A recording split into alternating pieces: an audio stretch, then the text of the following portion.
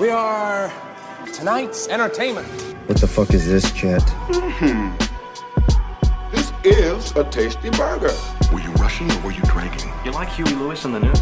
Is this your homework, Larry? Why just spill your beans? Welcome back, fellas. We're here at the second annual Scoopies. The second annual. Everybody, calm down, everybody. All right, calm the fuck down. Put your pants back on. Put your pants back on. I will fucking end you. All right, thanks, buddy. We got a fucking nudist in the crowd. Dude. Yeah, that guy. I had a talk with him before we started. I had a feeling like he told me I won't do it, but I just had a feeling in the back of my head like the second cameras are rolling, he's gonna do it. Well, dude, our fan base is nothing but sex predators. Yeah, I don't know sure. how we got here. I don't. We started a movie podcast, and now our whole audience is Jerry Sandusky's. I don't know who that is. I don't know how we get out of this. Well, we got to stop talking about so much cum, dude. We talk too much cum on here. But then we wouldn't have a podcast. That's very true. That's very true. That's like the whole thing. But we're back.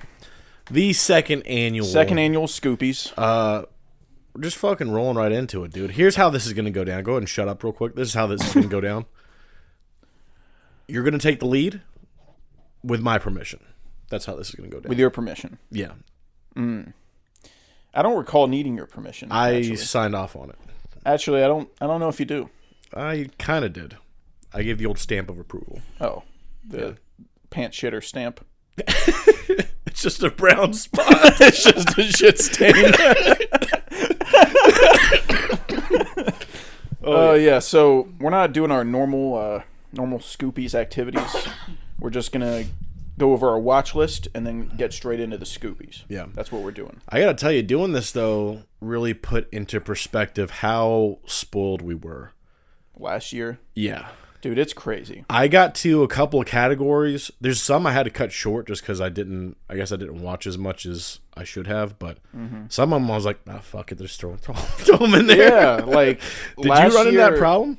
Oh yeah, yeah. Last year was so fucking good for movies. There were categories we wanted to do 5 each, like 5 nominations each, but there were like too many last year, so I like stretched it and did like 8 for some. All 5 that I picked could have like absolutely been winners. Yeah, and I then feel like this year it's very clear who's winning. Yeah, with most of them, it was like there's a clear winner. Now I need to find like runner-ups.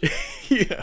But there was a couple that was like it's a pity win. Like there's nothing to choose, so I just have to give it to something. Yeah, I struggled with All right. Well, I wasn't gonna say what I put, but I was gonna tell you what I struggled with. God, this guy fucking always getting ahead, always fucking in front of the train. I made that up. That was good. I made up always in front of the train. Always in front of the train. You know, like dude, that was like the train's coming. Holy shit, that was so smooth, dude. That felt like a real thing. Like always in front of the train, like the train's coming. You see it coming your way. It's just you and the train. But if you stand in front of it, bad news. Yeah, you're gonna have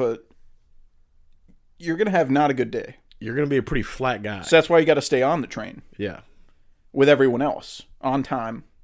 But if you get in front of the train, get ahead of yourself. Yeah. Your head's no longer ahead. Your head is juice on the ground. You're the train in this scenario. I am the train. And you're in front of me. But anyways, we're going to go ahead and get into the old watch list. Very weak watch list on my end. I got some stuff. Hit me with what? Dude, you had some stuff on your letterbox that I was very surprised to see. I'm not going to say, it might not be on their watch list. There you go. Just saying. There you go again. Always in front of the train. It's probably not on your watch list. I'm just saying I was very surprised to see it rated. This guy. Just put it in your pants, all right? Put it away. Go on. All right. First up on my watch list is Don't Look Back, which is a Bob Dylan documentary, but not really a documentary. It's more so just like behind the scenes footage, which is way better than a documentary. Documentaries can fall into like a certain like formula with like having people get interviewed and like it has all these cliches, but this is like not at all that, and it's just like an hour and a half of raw footage of Bob Dylan on tour in London, and I really enjoyed it. I had a great time. I don't rate documentaries, so I didn't give it a rating, but if you're interested in Bob Dylan, I'd check it out. It's pretty much him for an hour and a half, just shit talking. Yeah. Just shitting on people. Because he's a weirdo. He's a weird guy. There's like I showed it to Carl. There's like a 15-minute scene of him just talking shit to this British reporter. Just like fucking with everything he says. The guy's like, well, I guess I just never really had many friends, honestly. And then he's like, well, what is a friend, man? What does that even mean, man? Yeah, dude. It's like every single thing he says, Bob Dylan's picking it apart and is like telling him to explain what that word even means. It's so fucking funny. Yeah, he's so weird, dude. He would drive me fucking crazy. I would just be like, Bob, shut up, dude. Yeah, dude, he's a Why don't you lunatic. sing some more songs about blowing in the wind and leave me alone with these dumb questions, dude. Yeah, I'm just trying to talk to you. He's a freak. Later in the movie, he's walking through the street and someone throws like a glass at him.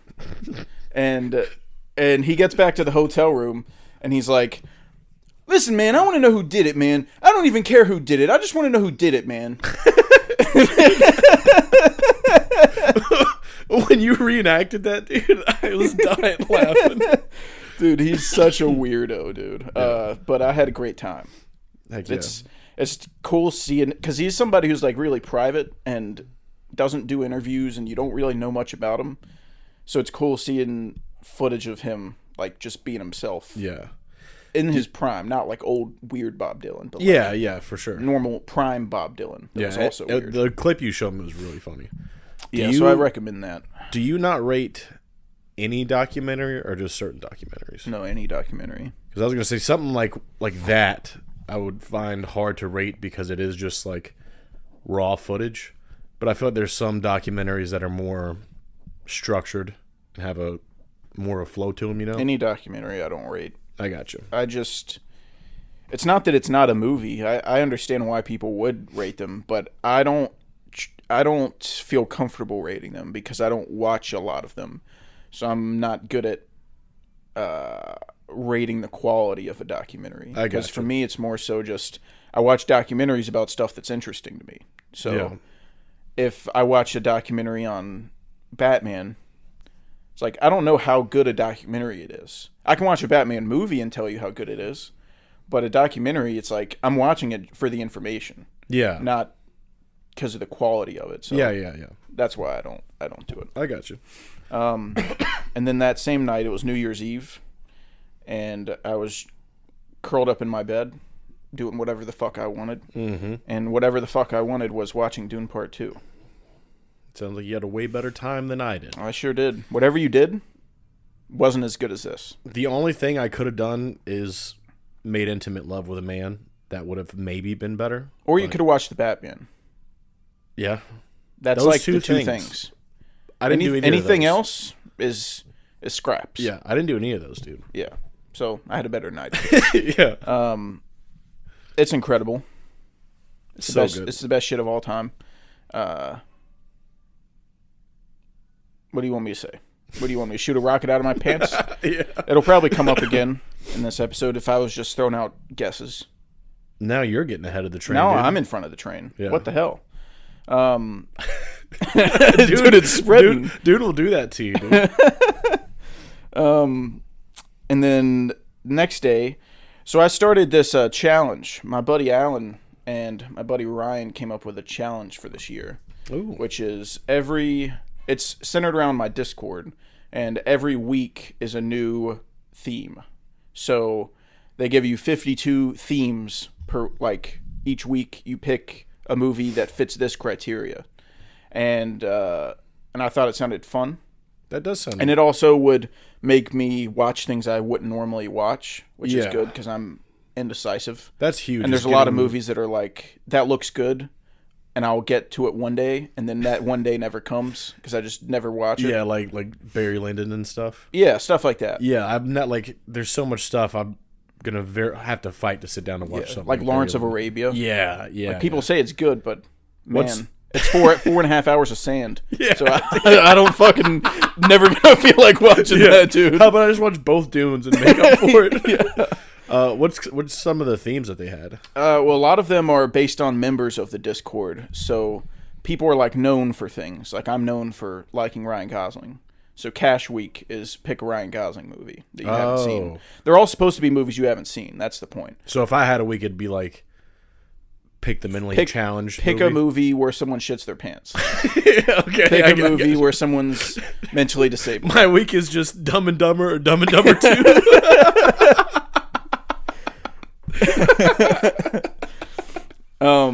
So yeah, I agreed to do that, and I have my 52 movies picked out, but that could change.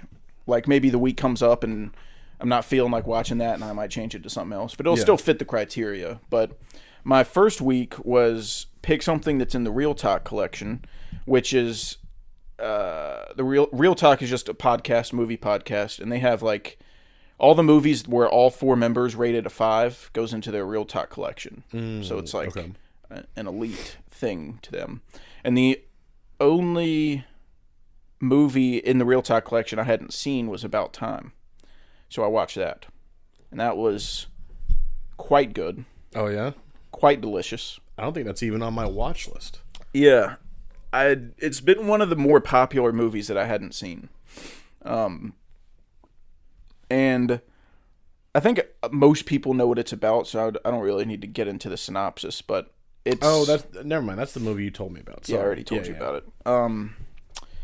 But yeah, it's sort of like a rom-com that involves time travel, but I think rom-com is a little not correct. Like, it's funny. It has its funny moments, but it's more so just like a feel-good movie.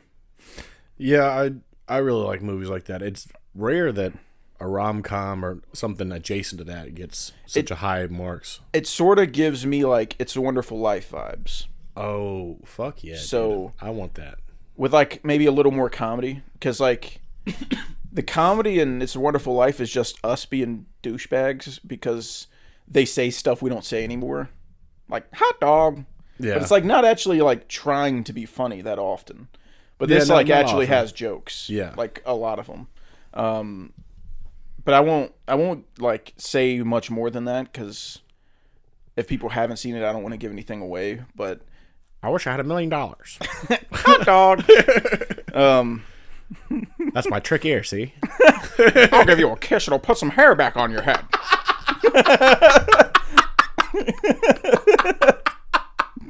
that was such a good impression that you just pulled out of your ass. You know what happened was last time we talked about It's a Wonderful Life.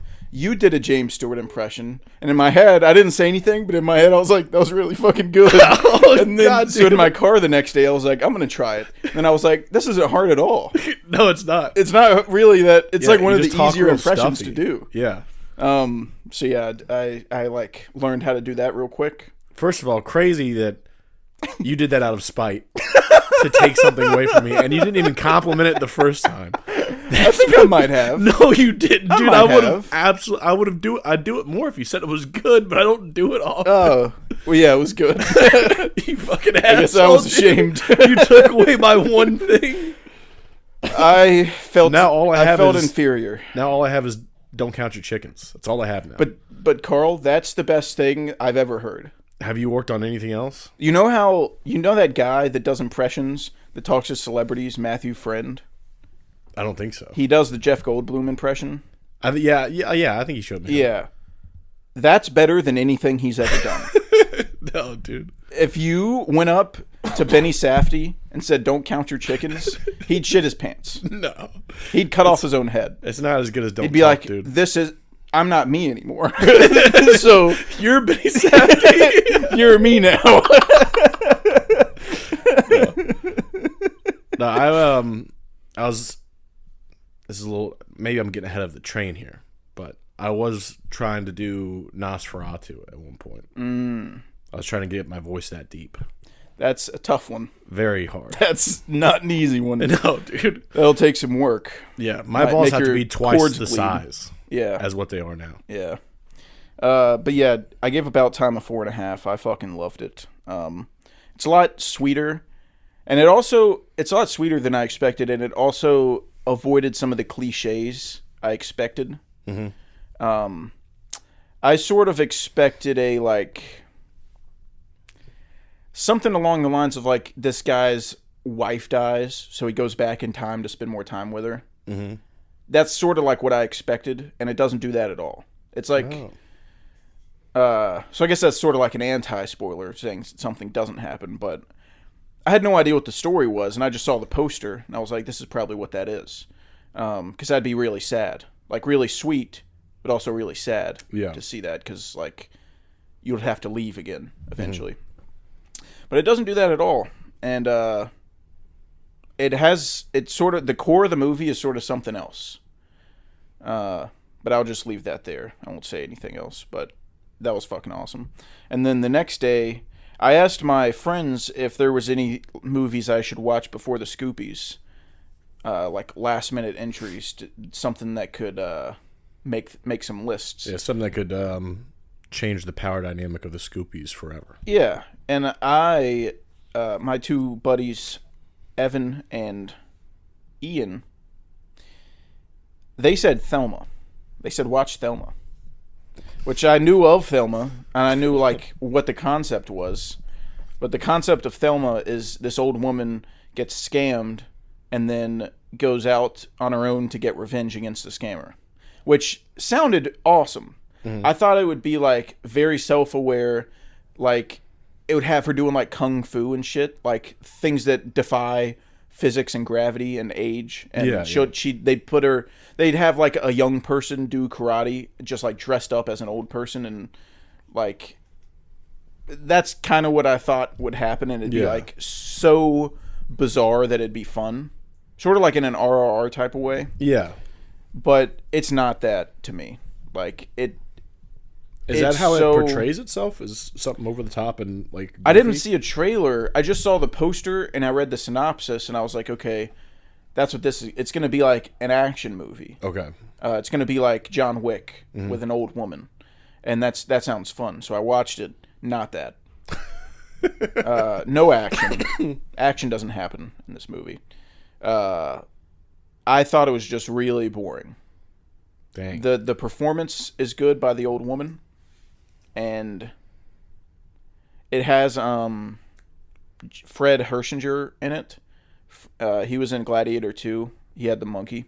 Oh, yeah. And he's really good. I like him, but the jokes didn't really hit, really at all. You would think it'd be a really funny movie. No. God, not too much of those. Not too much of those jokes. And I just didn't really like where it went. It just kind of meandered, and I don't know. Kind of petered out a bit? Yeah, I wouldn't really recommend it. I was pretty bored. Dang. Yeah. Dude, am I going to have to put fucking Evan and Ian on the list? Dude, put them on there now. Jesus Christ, dude. Yeah. If there was a Venn diagram, Evan and Ian, you just went from the good side to the middle. Yeah. You better fucking watch yourself. You're on thin ice, all right? You better tread lightly. Evan, if you're giving us more movies that you're listening to while playing Call of Duty, you're going to get fucking moved over to the dark side, dude. That's what it is. That's why he likes so many movies, because he's watching half of it. He's probably never seen Thelma in his life. He's like, yeah, that one was good. I dropped 40 kills whenever I watched Thelma. You should check that out. I gave Thelma a 2. Not good. Bad movie. Damn.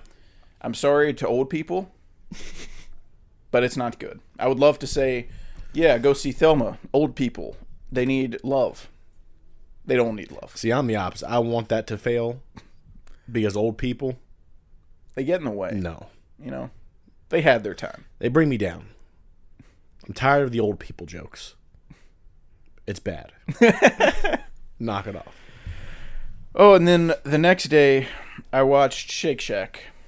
Snack Shack is what I watched, not Shake Shack. That's a restaurant. That's a place of business. Dude.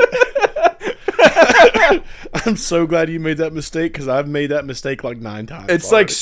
It rolls. I wrote down Shake Shack rolls off the tongue so easily. Yeah, dude. Yeah, I watched Snack Shack. This was recommended by Ryan, and this made me shoot a rocket out of my pants. This was fucking awesome. We haven't talked about it yet. We haven't. I watched it alone, and then I said, Carl, chop chop. Fucking get to it. Yeah. I fucking loved this movie. Yeah. I adore it. It is... I guess it's... We're not doing like a ranking, like a yearly ranking list. We do the Scoopies instead of that. So I guess I can say like where it ended up on my yearly rankings. It's number 2. It is only behind Dune 2, and that's it. I was looking at the other movies, which, like you said, it's not like a crazy year. Like if it was last year, it'd probably be like 5 or 6. Because they're John Wick 4, Guardians 3, like so much shit came out. But this year, the only movie I absolutely love with every fiber of my being is Dune 2. And then the other ones were just really good. But Shake Shack, Snack Shack, can't even fucking say the name right. All right, dude. They know what you mean. Yeah. It's so fucking good. If you don't know what it is, it's a smaller movie. It came out like really early in the year, I think, like March or something. But it features Gabriel LaBelle, who I am a huge fan of. I think he's incredible. And he has so much charisma and comedic timing in this movie.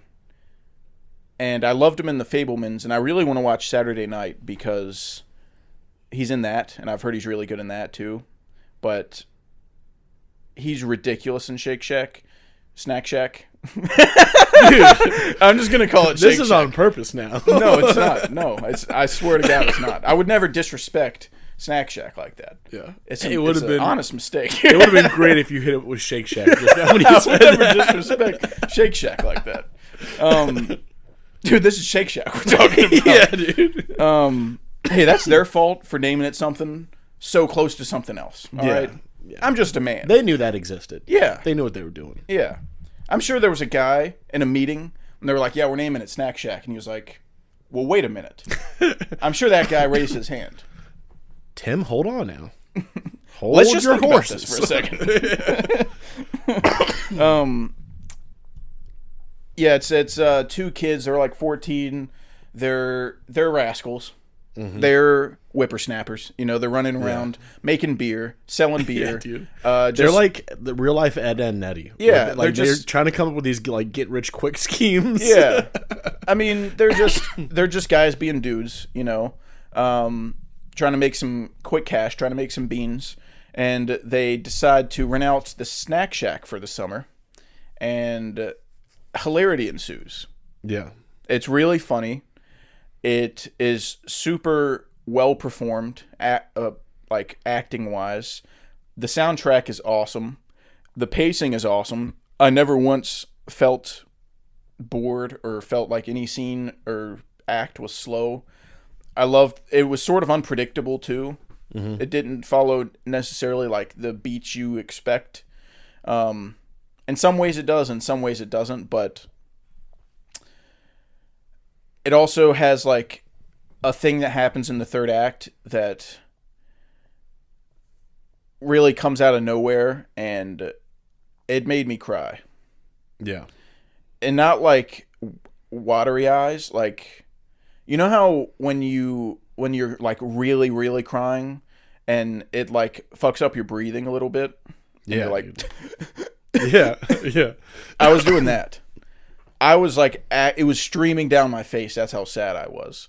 So, I'm not going to spoil what happens, of course. Yeah, yeah. But, and that's one thing with the Scoopies. I wanted to put that scene, like, in best scenes of the year, but I didn't know what to call it. Because, like, it's a spoiler. I can't say anything. You I'm could just like, say, the scene at the end. Yeah, like, sad scene. Yeah, sad scene. I have something like that, and it is the end of of a movie, but I specified it. It's a very specific moment, like in this movie. So I feel like it's not that. Yeah, it'd be easier if this was like the end, like, but it's not the end. Yeah, it's just towards the end. Yeah, but it's not the end. But yeah, when it's trying to be funny, I think it's really funny. When it's trying to be sweet, I think it's really sweet. I think it's just perfect. Like, I think it perfectly executes what it's trying to do. And I have, like, no flaws. I'm going to recommend it to everybody. It's sort of like this year's, to me, this might seem like a weird comparison, but it's like this year's summer version of The Holdovers for me. I feel that. It's like that very comforting movie that I can just watch over and over again. Yeah. I walked in on you watching it. Yeah, you caught me. You caught me goofing around, dude. Yeah. I had it paused, like towards the beginning, and I was checking Cash's letterbox to make sure I was watching the right movie. You want another Martyrs? Yeah, I didn't want to do another Martyrs. I was like, he said Snack Shack. I'm on the thing. But he could have said Shake Shack. I'm not 100% sure. Perhaps I heard wrong. But yeah, I walked in on him watching it, and I sat down and watched like an hour of it. Yeah. Like the next day. Like I had might have been it was the same day. It was the same day I watched it that you started watching it that night. Oh, you watched it that morning? Yeah. Oh, yeah. You were in the middle of doing stuff, and then you just sat down and stayed there. Yeah. Yeah. But it came on, and I was like, well, don't mind if I do. Like, I'll watch this again. And then I left strategically before the sad part. I didn't want to see it. It's actually so sad to me that I don't want to see it again. Like, I didn't want to see that part, so I left. I went to my room.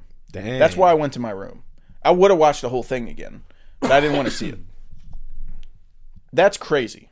Yeah. This is a film. This is made up. Yeah, none of this is real. Yeah, this is fiction. Yeah. But I didn't want to. That's how sad it was to me that I didn't want to see it. So,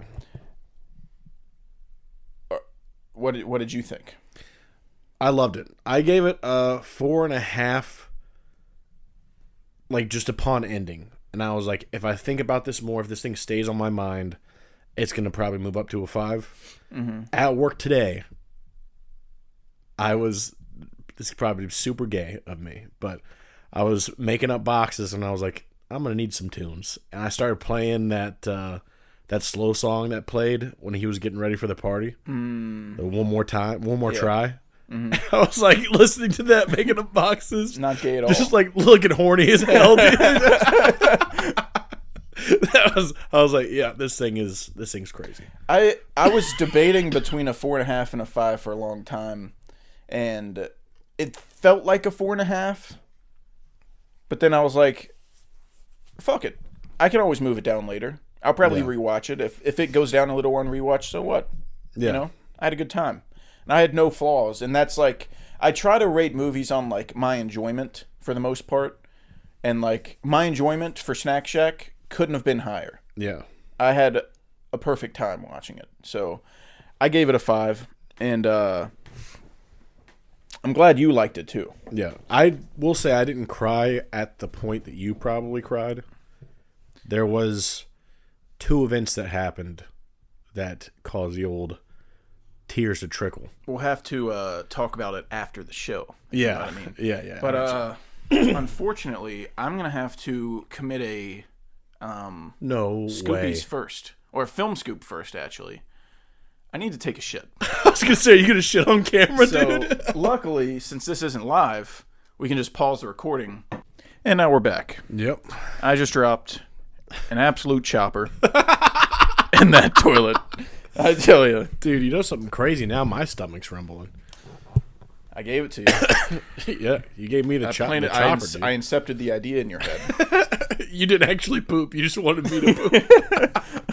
I went in there and opened up a briefcase and tied myself into it. You just jumped in the bathtub. It's like, make him think he needs to shit. My name's Mr. Charles, and you need to shit. Oh, God. All right, we're back. Fucking Snack Shack was awesome. That was the last thing on the watch list. Then I went to my beloved AMC, an hour away. The best place my soles and my feet have ever grazed upon. Hell yeah. The best place my eyes have ever witnessed. The best place my ears have ever heard. Okay. The best place my tongue has ever tasted. Ooh. I know. That's getting a little erotic. I love that place. Yeah. And I went there to see the 7 re-release. Mm-hmm. And how do you think that went?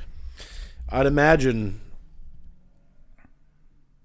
ejaculate. Tight. Yeah, it was fucking awesome. It was fucking awesome. I love 7. I still keep it at a 5. I think it's awesome. Mm-hmm. It's right up my alley. I love the vibes. I love how much it rains. I love how the way it's shot. I love the way it was written with these characters that are sort of like very detailed, and how Mills is like this young hotshot, and he doesn't really want to listen to everything that what's his name? Somerset tells him. And Somerset is like really educated, and he reads all the classic literature, so he understands the references that John Doe's making about, like, he's referencing the Inferno and, you know, Canterbury Tales and stuff like that. And he tells Mills to, like, read those books so he can understand what John Doe's referencing. And then you see Mills go get the Cliff Notes versions. Yeah. And then, like, sneak them into his office so Somerset doesn't see him. But, yeah, I love that movie, man. I don't think it's my number one Fincher. It seems like every time I watch, like, one of the top 5 Finchers, that becomes the number one. Mm-hmm. It's like they're all so good, but I don't know if 7 is. Like, I don't know. I just don't know if it's in that conversation for You've me. always wrestled between 7 and Dragon Tattoo, right? Dragon Tattoo. God, it's so tough. Dude, they're all... Honestly, it's between Dragon Tattoo, 7, and Zodiac. Yeah. Because Fight Club is also a 5. Social Network's also a 5. Yeah, these are all 5-star movies. But I don't think those two are in contention to be my favorite. Mm-hmm. But 7 definitely is. But I think I just love Girl with the Dragon Tattoo. I mean, it does have Call the me edge gay. with the snow. It does. The only thing better than rain is snow. Exactly. So he went here, got me there. and then with the snow, he brought it there. Yeah. But yeah, 7's. What the fuck do you want me to say about 7? It's incredible. Yeah. And then I watched Sonic 2. Now these movies, everyone seems to like. Mm-hmm. And I like fun. I like having a good time. You know, I get excited to go see stuff like Godzilla X Kong and shit like that, and like just turn your brain off dumb fun movies. The Beekeeper. Yeah. Stupid movie. I enjoy. Dude, these Sonic movies are not good. Well, what do you have 1 at? Because I don't even remember. A 1.5. A 1.5? Yeah. Dang. Yeah, I think you set yourself up for failure, dude. These are like, when you go see animated movies, even this isn't fully animated. Like, it's live action, but you know what I'm talking about. I got you, yeah. But it feels animated. They normally have the good ones have a way of balancing kids' jokes and adult jokes. These don't. These are 100% kids' jokes. Mm-hmm. Like, if you laugh once, it's a miracle in these movies. Yeah. They are so childish in their dialogue and their jokes. Like, when you watch Lego Batman, there's so many jokes that are funny. So, Into the Spider-Verse, Across the Spider-Verse, Toy Story. Like, it's not hard. Like, The Incredibles. Think of any good... Surf's Up. Think of any good animated movie. They have comedy that still hits for adults and kids. Yeah. I don't get how adults like this. I have a buddy named Alex who just grew up with Sonic and loves Sonic. Like, he's just a big fan of the franchise and, like, the games and everything. So he loves them. I still, even with that background, I just don't get how you can like these. if you're an adult. I really don't. The writing is bad. Like, the dialogue itself is bad. I think so. It's crazy that you bring this up because I actually was going to watch Sonic 2 in bed one day, and I started it, and then I turned it off. And I realized upon reflection that I think they lucked out big time getting Jim Carrey to play Dr. Robotnik. Because when I reflect on Sonic, the first one, all the highlights are Jim Carrey. Yeah. And you know what's crazy is, like, there's not that many laughs in Sonic 1, but there's a couple that I remember. Like, to this day, I still remember laughing. Yeah. It's when Robotnik's yelling at his assistant, and he's like, would you like a latte, sir? And he's like, do I want a latte? What do I look like, an imbecile? Of course I want one. I love the way you make them. Yeah. That joke I thought was really funny. I still remember it to this day. Mm-hmm. And then Robotnik shows up at Sonic's, like, house, not Sonic's house, but where he lives. Yeah. And they think he's a phony, so they're, like, feeding him a fake guy, and they're like, "Oh, you work with this guy, right?" And they're like, "You work with my buddy Spencer." Yeah. And he's like, "Oh, yeah, Spence. Good man." Yeah. So that was two moments in Sonic 1 that I remember laughing at. Yeah. That never happens again in the sequels. Dang. There's not a single funny moment. Yeah. So I saw 2 and 3 not back to back, but back to back days. Mm-hmm. So I'll just talk about them in tandem because they both suck ass. The only funny moment in Sonic 3 was a reference to Sonic 1's joke. Because, I guess, spoilers for Sonic 3, if that's something you care about, skip ahead a little bit. It is, like, pretty big spoilers, I guess. But at the end of Sonic 3, Robotnik is, like, sacrificing himself, and he's giving, like, his speech, like saying goodbye. Mm-hmm. And he's saying goodbye to his assistant from the first movie. And he's like, I don't remember his name, but he's like, "Goodbye, buddy." And he's like, "I'm gonna miss your lattes." And he goes, "Really?" And he goes, "Of course. I love the way you make them." And it's like during this dramatic scene, and it reminded me of the only funny thing in this whole franchise. Yeah. So I thought that was really funny. Yeah. But that was it. That was the only funny moment in, like, these 2 movies. And there's one scene, it's not necessarily funny, but it's just really fun. And it's the dance scene from Sonic 3. I doubt you've seen. I have not heard tell. Yeah, it's like Robotnik. In Sonic 3, Robotnik is also, he finds out, like, he meets his granddad. So now his granddad and him are, like, teamed up. Yeah, they're both Jim Carrey. That's in the trailer, yeah. Yeah.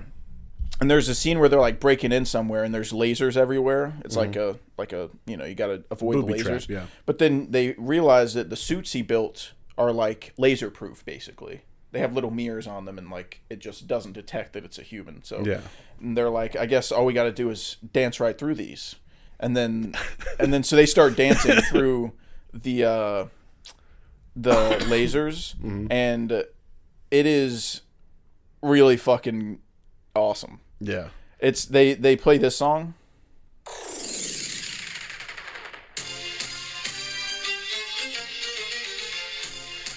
Oh my god. And he's fucking it up. Dude, Jim Carrey's got some moves on him, dude. Is fucking it up. In the first one he dances and it was pretty sick. I saved a TikTok thing that sort of shows you them dancing. Here you go.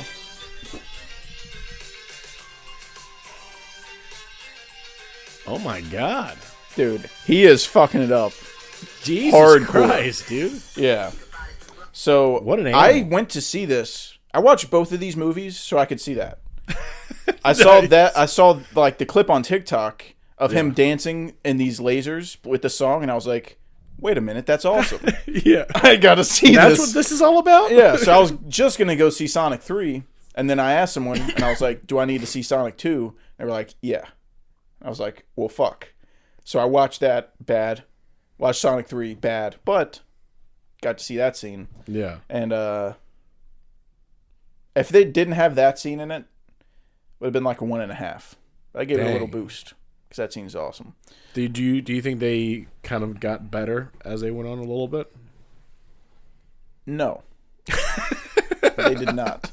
But one of them has the dance scene. Yeah. And I'm honestly thinking about like my ratings of these movies, and they might not be right, because I gave one a 1.5, but it's the only one that actually like made me laugh a couple times. Mm-hmm. So I feel like they should like kind of all be the same. Yeah. If not, the first one should be more. But I don't know. They're all bad.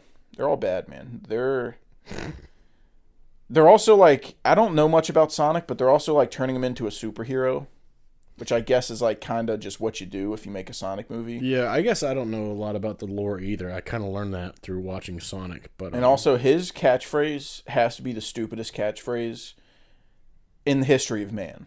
do you have an impression? No. I can't talk like Sonic. But you know his catchphrase, right? I don't think I do. I gotta go fast. Oh. That's what he says before Yeah. his big cool moment of him saving the day at the end of a movie. Mm-hmm. When it's his time to go save the day. The old Ricky Bobby slogan? That's what he says. I gotta go fast. Yeah. What the fuck are you talking about, dude? That's gay. Well, that's his, that's his whole thing, dude. He's fast. Yeah, I get that. But you don't have to say it. All right. I can see it. I will say, like, I have Sonic 1 at a 2.5. That's probably a little lenient. But Sonic 2, the trailer released, and like I was like, whatever. And then Sonic 3, the trailer looked pretty cool with all the shit with Shadow and stuff. Right. But I was like, I might be seeing all the cool stuff right now. I mean, there's some cool action. That's about it. There's some, like, I guess occasionally they do some good soundtrack work, like some cool songs. But I actually remember a couple of the, like, the quips. They basically turn Sonic into Spider-Man, where he is constantly making jokes, constantly quipping, and they are always atrocious. Yeah. That's what's so bad about it. It's like, it's one thing to have a movie that's not really funny, but this is trying to be funny the whole time. Yeah. It's like if you watch a Deadpool movie, but you don't like Deadpool comedy, like, you're going to be miserable. Yeah. That's all he does.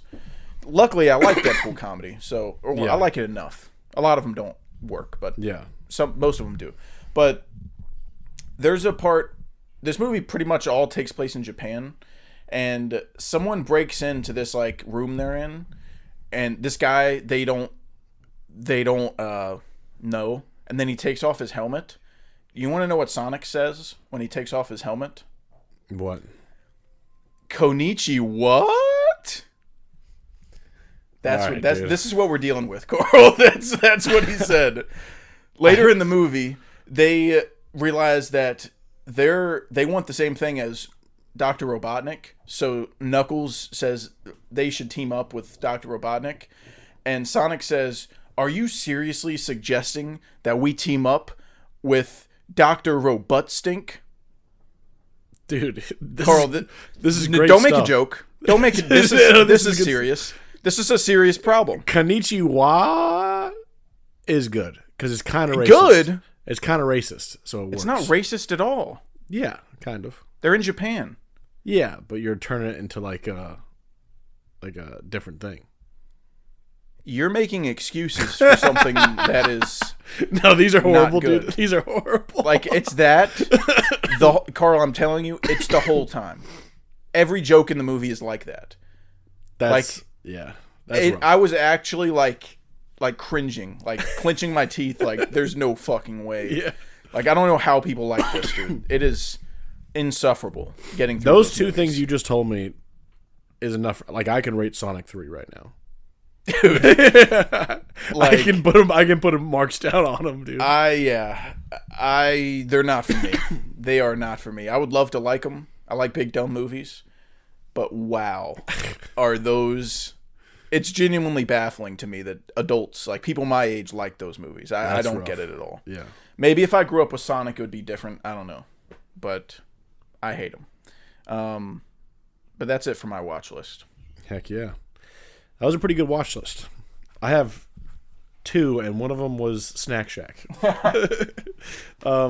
My other movie was a documentary as well called Dear Zachary.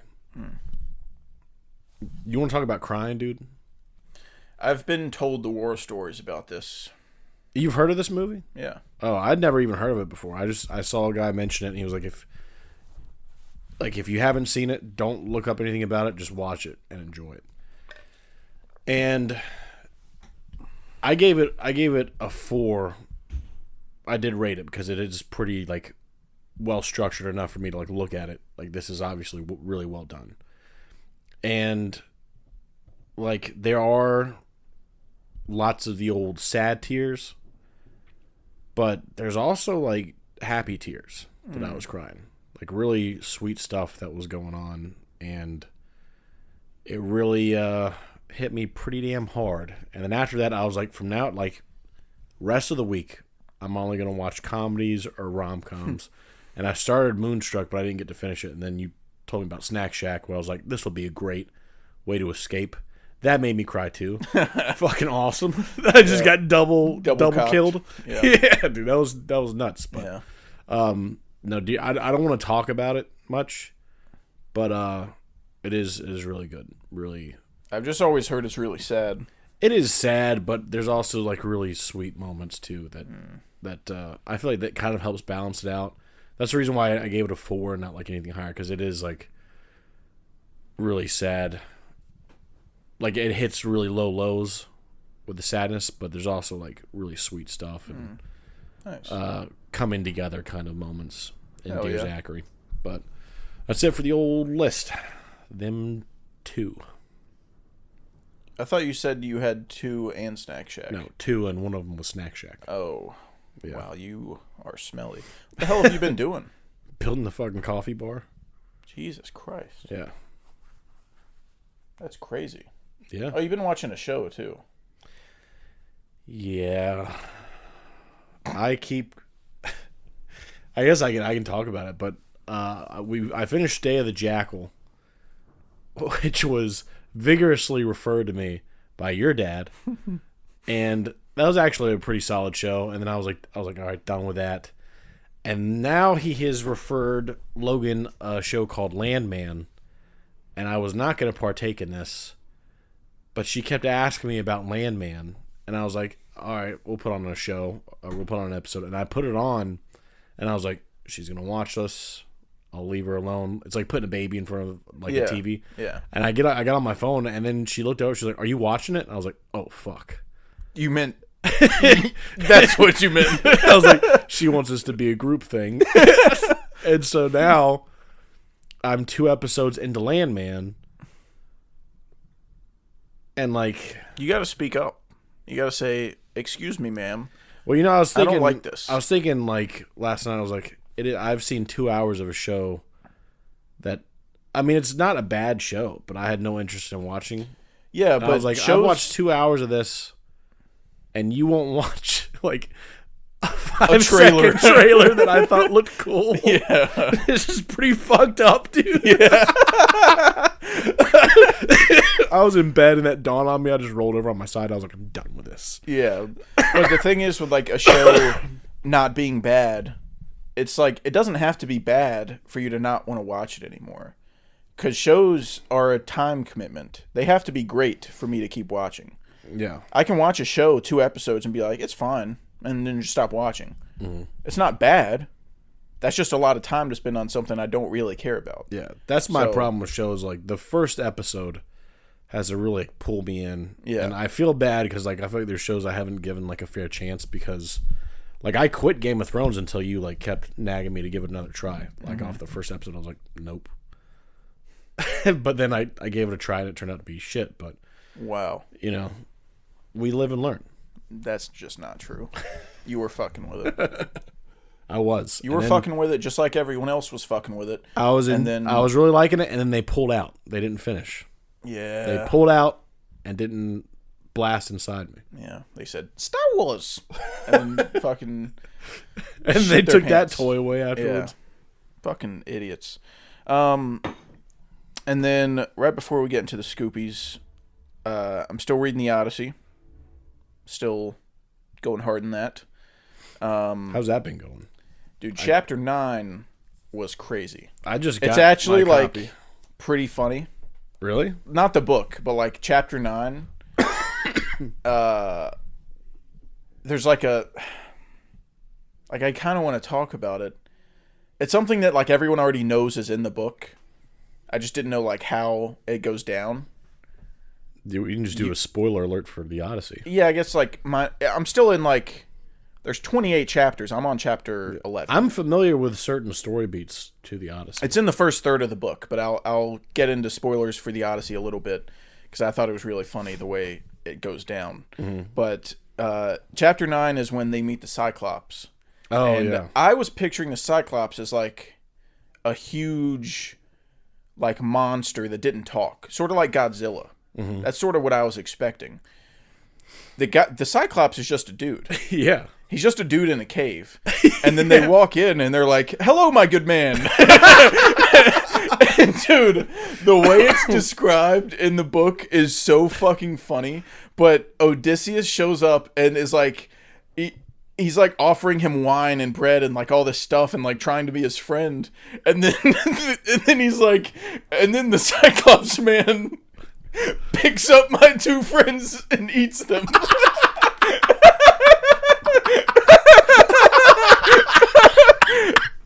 and then he's like, and then he lays down and goes to bed after eating my two men, and then he's like, and then he woke up, and then he like. He like heated up some milk for breakfast, and then like grabbed two more men and ate two more guys. Like it's fucking nothing. Like he's brushing his teeth, Eating people like Ritz crackers. Jesus Christ, dude. He's like the way it's just, I busted out laughing when I read that. Like the way he describes it, it's like so matter of fact. Like out of nowhere, they're trying to be friends with this guy. That he just grabs them and eats them. It was so funny, but yeah, I didn't expect him to be like a dude. Yeah, I did know. They like talk to him. Yeah, yeah. I figured he'd be just like this big monster thing. No, he just got one eye. That's it. Yeah, that's crazy. But that's it for Odyssey spoilers. But I loved chapter 9. That was fucking awesome. Ooh. The Nice Guys is getting a 4K. Ooh. That's big time. That's big time. Hopefully they do a steelbook so I can have 2. That'd be awesome. That'd be the coolest thing. Give me 2, Utah. Give me 2. Yeah. But yeah, reading the Odyssey, fucking Bryce Young's the best quarterback in the league. Just saying. 5 touchdowns, fuck you. But I think that's it. And we can get into the motherfucking Scoopies. Now, I made a list of all the movies I didn't watch this year, just so I can get that out of the way. Yeah. I did not see The Brutalist, Sing Sing, Kinds of Kindness, Smile 2, The Count of Monte Cristo, The Order, The Seed of the Sacred Fig, Rebel Moon, The Apprentice, A Different Man, It's What's Inside, Bird, The Outrun, Land of Bad, Drive Away Dolls, We Live in Time, Saturday Night, Amelia Perez, Night Bitch, Borderlands, and Madam Web. None of those got watched by me. I didn't watch any of those with the exception of Smile 2. I did watch Smile 2. Yeah. I thought about watching that the other day. Didn't do that. Good.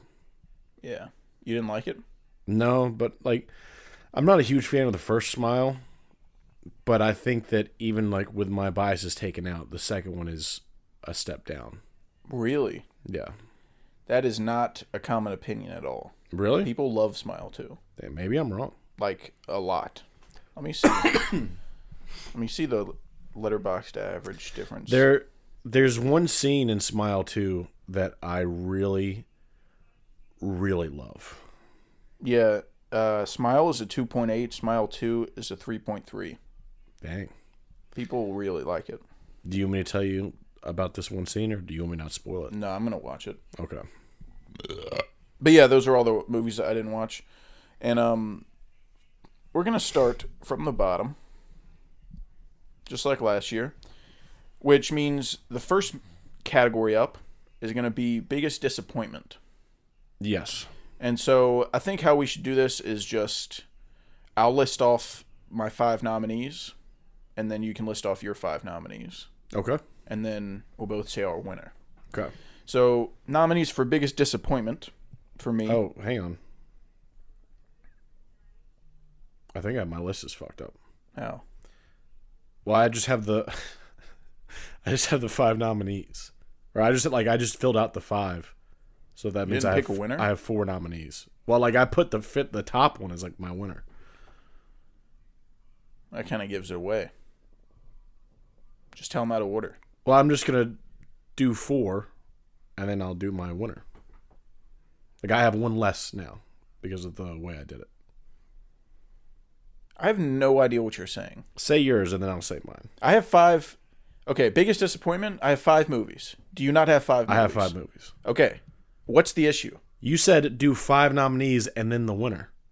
Yeah, you say it again. You're picking to win, you say it again. I got you. That's We're how good then. listing off nominees We're good works. then. Go on. Go on. We're good. Have you ever seen the Oscars? Go on with your fucking list, dude. I'm sick of your shit. Here's all the nominees except Dune 2, because Dune 2 is the winner, so Listen, we're not going to say it. It's not a nominee. We are moving on, Shake Shack. Fuck you. All right? Biggest disappointment. My nominees are Maxine, Nosferatu, Joker 2, Hitman, and Civil War. Heck yeah. My nominees are Nosferatu, Trap, A Quiet Place Day 1, Joker 2, and Hitman. No Civil War. No Civil War. Is that because you didn't expect it to be good? Correct. I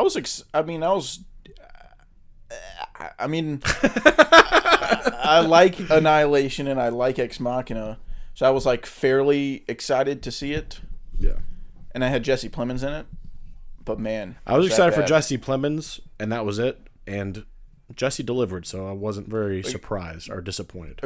I guess I was never excited for A Quiet Place Day 1. Well, you're not as big on A Quiet Place as I am. Like I guess really not. like 1 and 2, and then they're doing a 3rd one. And I was like, this is going to be really cool. And I still thought it was fine. I gave it a 2.5. I thought it was okay. Yeah, I expected more for sure. But my winner by a good amount is Joker 2. That's my winner as well. That's the one that was the worst and also was something I was pretty excited for. Like, I didn't think it was necessary to make Joker 2. I thought it was kind of a weird choice to do it. But, like, in terms of this year, last year, when I was looking at, like, what was coming out, it was near the top of, like, things I'm interested to see. And when it was revealed it was a musical, I was like, that's interesting. That's fucking cool. I like musicals. Yeah. A lot of people were turned off when they announced that it was a musical. No, I thought that was really cool. Yeah, I was like, my big problem with Joker, and your problem too, is that it's just a retelling of Taxi Driver. So if they're just doing their own story and there's a musical and, they can do whatever they want, it'll be cool. Yeah. Boy, was I wrong. Yeah. Nosferatu was like, it's still a 3.5. It's still a good movie to me. It was disappointing for what I expected. Hitman was a pretty big disappointment. That would be number 2. Yeah. If that was like a thing, that would be the runner up. Because Maxine, I also like don't love X and Pearl. Like I think they're all right, but I never was like super crazy about Maxine. So yeah, that one didn't really let me down too much. But Joker 2, I did think would be good. Like maybe not amazing, but I thought it'd be good, and it just wasn't at all. Yeah. And I've heard a lot of people talk about Joker 2 and that, like, the point of the movie was to piss off audiences. And it's like, well, fuck you. Like, I don't like that. Yeah, and I mean, no one hates the Joker more than Todd Phillips. Yeah, dude. He hates him. Yeah. Like, I just hate that whole, like, well, the point was to this. Yeah. Todd Phillips like, is being the Joker, and he's fucking you in the ass by taking your money and making you watch this dog shit movie. It's like, when the point is to, like, slap you in the face, it's like, who's going to like that? Yeah. Who's going to like getting fucked in the ass? But I can also, like, I'm open to any type of theme you're going for if you present it in a good way. But Joker 2 is sort of like funny games to me, where it's like, just because you have a point doesn't mean it's something that's fun for me to watch, ever. Yeah, I mean, it's okay to subvert people's expectations, but going like, well, they expected a good movie. What if we didn't do that? That's crazy. It also just ruins Joker 1. Yeah. Like, it actually makes the movie worse. That's the one thing you don't want to do. If you're going to make a bad sequel, just make it something that's, like, sort of forgettable, but doesn't make it ruin isolated. anything. Yeah. But, man, I mean, what a load of shit. Next category is Biggest Surprise.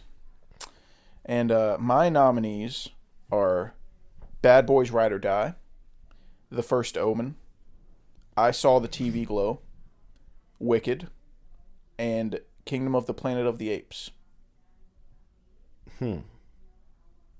My nominees are Wicked, The Substance, Speak No Evil, Rebel Ridge, and Carry On. Oh, well, I guess we should have talked about this. Biggest Surprise is supposed to mean, like, something you didn't think would be good. Correct. And it's good. You didn't know half of those existed. Well, yeah, but I didn't, like, you told me about Carry On and Rebel. The two that I didn't know was Rebel Ridge and Carry On until you told me about them. And The Substance, yeah, I knew about The Substance. months before it came out, you knew about The Substance. Not months, but I saw the trailer. I saw the trailer with you. We watched it without me knowing what we were watching, but I saw the trailer to The Substance and I didn't think anything of it.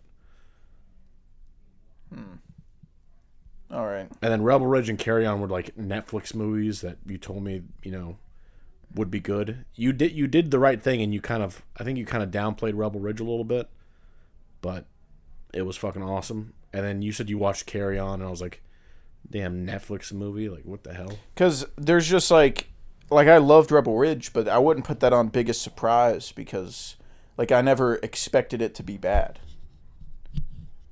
I think just it, like, being a Netflix movie kind of gave it a bad connotation to me. Like, I thought it was going to be all right. I didn't expect it to be... Like, I didn't expect The Substance to be bad. I didn't expect Rebel Ridge to be bad, or Carry On to be bad. I didn't expect The Substance to be bad. I just, like, didn't expect it to be very I tried to pick movies that I thought would be bad that ended up actually being good. Well, that's how a lot of mine are. But then, like, Rebel Ridge and Carry On were movies that I thought were just going to be average, but then they were really good. Well, not Carry On. I wouldn't put it in the same tier as Rebel Ridge. All right. Well, my winner is Wicked. Mine is also Wicked. What did you give Wicked? It's at a 3.5, but through this list, like looking at all the 2024 movies, I was like, man, I'd rather watch it more. I'd watch Wicked over that and that and that. And then I got to the 4 stars and I was like, I don't know. I'm still on the fence if it's a 3.5 or a 4. It's a 4. I mean, you're not fooling anyone. Like, my God, it fucking is it's a tie between that and Speak No Evil. I made fun of the trailer to Speak No Evil so much because of how stupid it was. No. The trailer looked god awful. I was like, this is the dumbest thing I've ever seen. Yeah. And then it's not like an amazing movie, which is why right. Wicked won out because I was like, I'm not gay. Dude, but we actively like thought Wicked would be horrible. Yeah. And we also, I mean, we weren't even going to watch it. We like wrote it off. yeah, I was just like so I never once planned on watching Wicked. Yeah. It was announced. Like, I saw, like, earlier this year, it was like, Wicked comes out November 3rd. And I was like, not fucking watching that. Yeah. Like, I hate The Wizard of Oz. Now they're making a musical? Fuck you. Yeah. And so it went from that, like, that perspective, to now I love Wicked. Yeah. Like, I like the songs, and if Broadway was, like, in my city and, like, touring and they were showing it, I'd probably go see it. Yeah, I'd go watch it. Yeah, I fuck with Wicked heavy. Yeah. And it's getting to the point now where It's become a problem. it's become a problem because these fuckers are, like, spoiling part 2 on TikTok.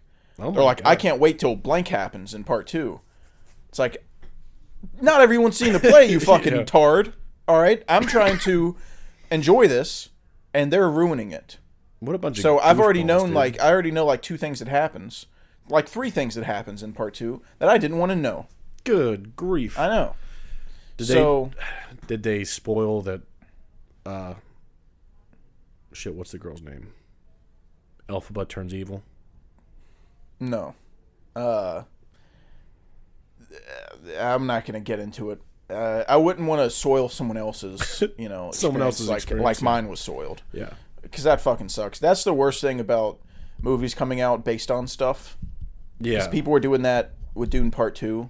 Like, I can't wait to see when this happens. And it's like, dude. I think people did a lot that of with people Harry haven't read the Potter book. too. I think people did that with Harry Potter too, if I'm not mistaken. Probably.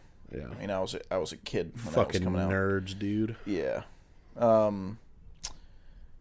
But, like, Project Hail Mary's coming out next year, I think. And, like, I don't want to spoil that for anyone. Yeah. Like, I love the book, but I want people to experience it, like, the correct way.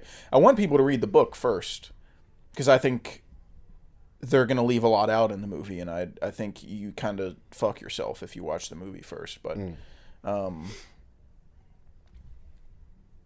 fuck Wicked. That's what we were talking Yeah. about. But yeah, Wicked was easily the biggest surprise of the year for me. Yeah. Went from, like, if I watched it, probably would have been my worst, like, lowest rated movie of the year to in my top 5. Yeah. It's like my number 3. It's crazy. Yeah. Wicked is nuts. And that is a testament to how weak this year was, that it's not my number 3, because it's only a 4-star. So it shouldn't be number 3, really, but it wasn't a very good year. Yeah. It's a top-heavy year, because it gave us one of the best shit of all times. Yeah. But after that, Yeah. Not- At least not we too have much. It is nice to have, like, a very clear defined, like, this is the one. Yeah. At least we have that. Yeah. It's a success since we got that. But next category is Best Animated Film, to which I only saw 3, so there's 3 nominees. I only saw 2, so I have 2 nominees. Yeah. My nominees are The Wild Robot, Transformers 1, and Sonic 2. I have Transformers 1 and Kung Fu Panda 4. Ew. Shut up. Gross. My winner's Transformers 1. Also mine. I forgot I watched this because it was, for some reason, it wasn't in my rankings. I forgot to put it in my rankings, so I went to my rankings, and the only 2 I saw were Wild Robot and Sonic, and I was like, I really have to give an award to one of these? Like, I don't like either of these movies. But then, thankfully, I remembered I saw Transformers 1, and I can give it to that, because that's awesome. Like, that's a lot better than the other 2 Well, options. it almost wasn't awesome. It almost was. But then it was. But then it was. Yeah, that's what's important. Yeah.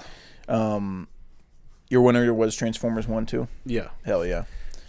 It edged out Kung Fu Panda 4 by just a hair. It was a close one, dude. I had to check the footage. Does he say skadoosh in Kung Fu Panda 4?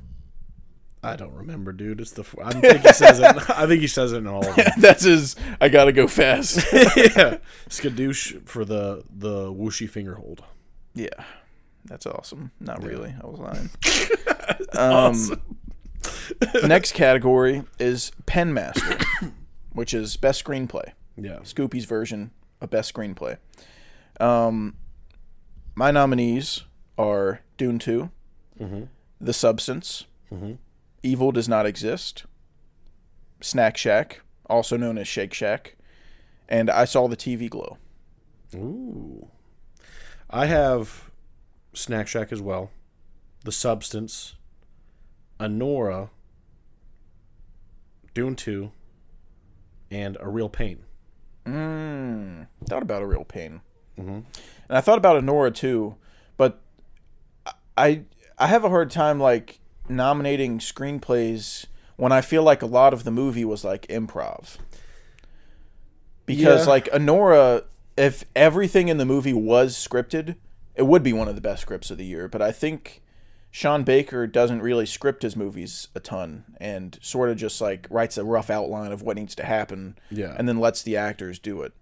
So for me, that's why I didn't put Anora. No, that makes sense. I'll be honest with you, screenplay is like a category I struggle with because I don't think I'm knowledgeable enough to like watch something and be like, this thing. Well, you don't know for sure like what's in the screenplay and what's not. Yeah.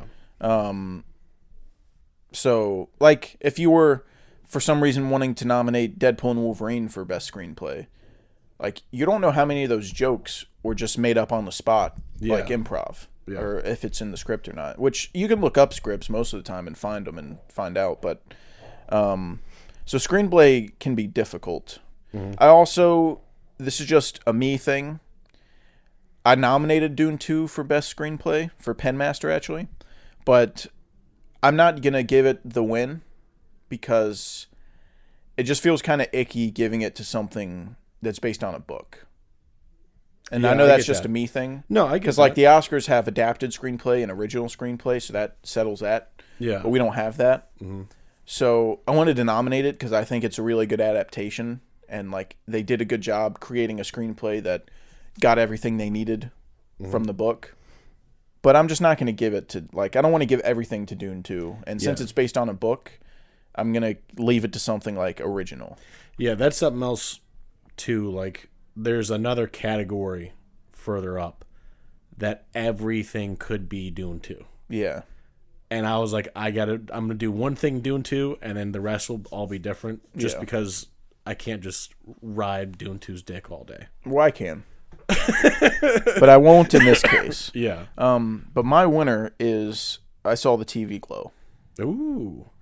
Mine was The Substance. I thought about this. That was what I was going between was I Saw the TV Glow and The Substance. That makes me feel good because I feel like I'm not that far off. Also, The Substance, you wouldn't know this, but The Substance has like a very notorious screenplay. Like the actual PDF of the screenplay. The director like wrote it in crazy ways that like screenplays aren't. Like screenplays have a very specific way of making it. Like you put the character's name in the middle, and then it has like a syntax, that you follow. And she like broke that a ton. Where like during the like the little things that she would read, like from The Substance, like.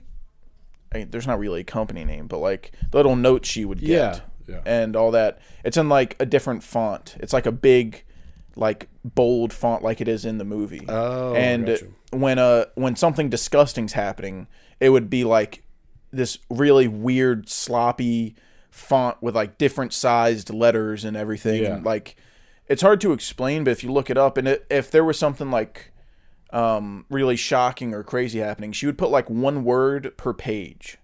Oh.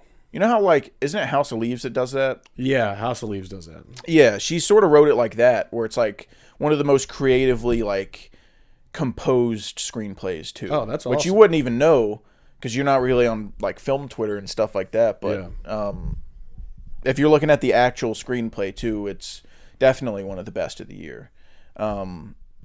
But I just thought that I Saw the TV Glow was like so creative, and it just like slightly edged it out for me. No, yeah, and I also feel like The Substance is very heavy-handed in its themes, which was the point. Like it's hitting you over the head with it. Yeah. And some people were like, it wasn't subtle at all. It's like it wasn't trying to be. Like that was the point of the movie. It was like a satire almost because of how heavy-handed it was. But TV Glow is a lot more subtle, and it's a little more like confusing. Like you're not really exactly sure what's going on the first time you watch it. Yeah. So it just slightly edged it out for me. Yeah. No, I get that. Yeah. Next up is supporting King Penis actress. Hell yeah. Best supporting actress. I'll translate it for you. Yeah. Did you do 5 here? I did do 5 here. I only did 4. Okay, Because 4 was a stretch, and I didn't want to have to think of another one. I threw in a 5, and like, it is kind of like a Hail Mary. Dude, both acting things, I guess not. It was really just this category I've kind of found difficult. Yeah, I struggled with this one, and then lead actress, I have one in there that's like kind of just a filler spot. Like, they did good. Like, they did a good job. But... Yeah. A lot of the categories this year, you kind of have to reach. Yeah. But King Penis supporting actress, my nominees are Ariana Grande for Wicked. Okay. Joan Chen for Dee Dee. Margaret Qualley for The Substance. And Katie O'Brien for Love Lies Bleeding. Ooh. My King Penis supporting actress is, I have Ariana Grande as well. Margaret Qualley as well. Rebecca Ferguson, Dune 2. Zendaya, Challengers. And Lily Rose Depp. Would that be supporting? Lily or Zendaya? Zendaya. I threw it. Zendaya for Dune 2 then. Okay. All right. I guess that's easy enough. Okay, and Lily Rose Depp for Nosferatu. Oh, she's not supporting. She's not? No. She's lead. Okay. Well, then I did 4. Okay. Take it out. My winner is Margaret Qualley. If I'm not doing Lily, then mine is also Margaret Qualley. Hell yeah. I thought about Ariana, but I try to not consider singing too much since it's an acting award, not a singing award. Mm-hmm. And I don't want singing to like be an unfair thing. Like if you're cast in a musical, it's just like an instant win. Like that's not really fair. Yeah, it's like you have an extra talent that Yeah. other people in your field might not have. I mean, I guess like that is hard. No, it's really hard, but it's Yeah. like it's not what the award show's about. It's about acting. Yeah. Like that category is for acting. So I wanted to give it to the better acting performance, which I thought was Margaret Qualley. Thought she was magnificent in The Substance. And then next up, supporting King Penis actor. And I'll let you go first with your nominees. Well, now with the Lily Rose Depp thing, I feel like I have someone on here that isn't supporting. These are males, so I don't know how that would factor in. Well, if Lily wasn't considered supporting actress, then this person probably isn't considered a supporting actor. We'll figure it out. I have Javier Bardem, Dune 2. Edward Norton in A Complete Unknown. Gabriel LaBelle for Snack Shack. Hell yeah. He'd be considered supporting? Yeah. Okay, thank God. Yeah. And then Kieran Culkin for A Real Pain. Hell yeah. My nominees are Gabriel Bell, Snack Shack, also known as Shake Shack. Chris Hemsworth, Furiosa. Ooh. You didn't say that, did you? Mm-mm. Snubbed. Kieran Culkin, A Real Pain. Nick Cage, Long Legs. I totally forgot about that. And Bill Skarsgård, Nosferatu. Dang. I definitely should have put that on there. I threw one on there. I threw Javier on there because I was like, fuck, what else do I do? Yeah. And my winner is Bill Skarsgård. I gave it to Gabriel in mine. I mean, I'm not mad at that at all. Yeah. That's my guy. I think I wanted to give it to Gabriel just like because he's my boy and I love Snack Shack, but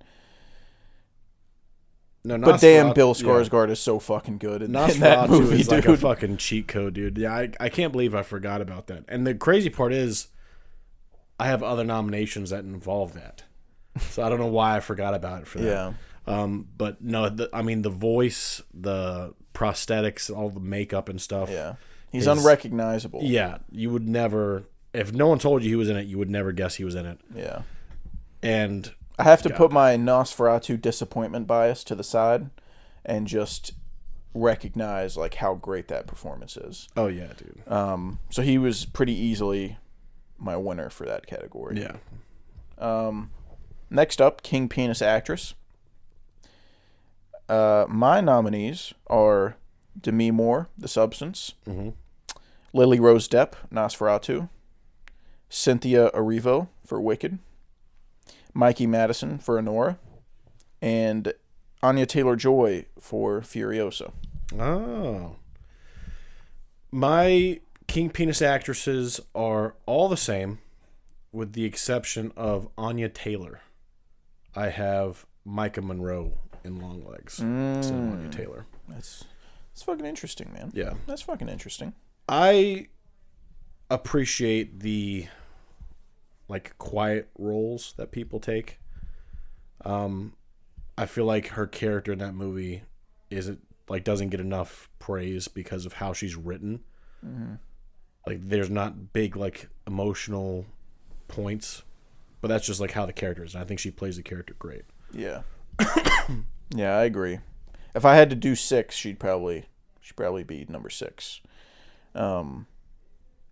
But I did think Anya's is sort of in that same thing though too, because she doesn't have really she's much stoic. dialogue. Yeah, she's stoic and kind of quiet. Like that's how the character's written. Like, Yeah, they're kind of equal. Yeah. But my winner, by a pretty healthy margin, is Mikey Madison. Ooh, I figured you were going with Cynthia. Like I said, I just feel it's a little unfair to give someone the Best Actor award for singing. Yeah. Because if you take out singing, it's not remotely close to Mikey Madison's performance. Yeah. And like, yes, singing's hard, really hard, and she's a tremendous singer, and her singing is the reason I love Wicked, but this is an acting award, and Mikey Madison did better acting. Yeah. So I got to give it to her. Yeah. She was absolutely ridiculous in the role. Yeah, no, I gave it to Mikey Madison too. But I kept going back and forth and like thinking about the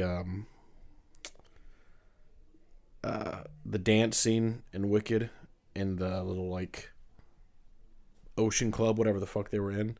Oh, you're talking about the Ozdas Ballroom.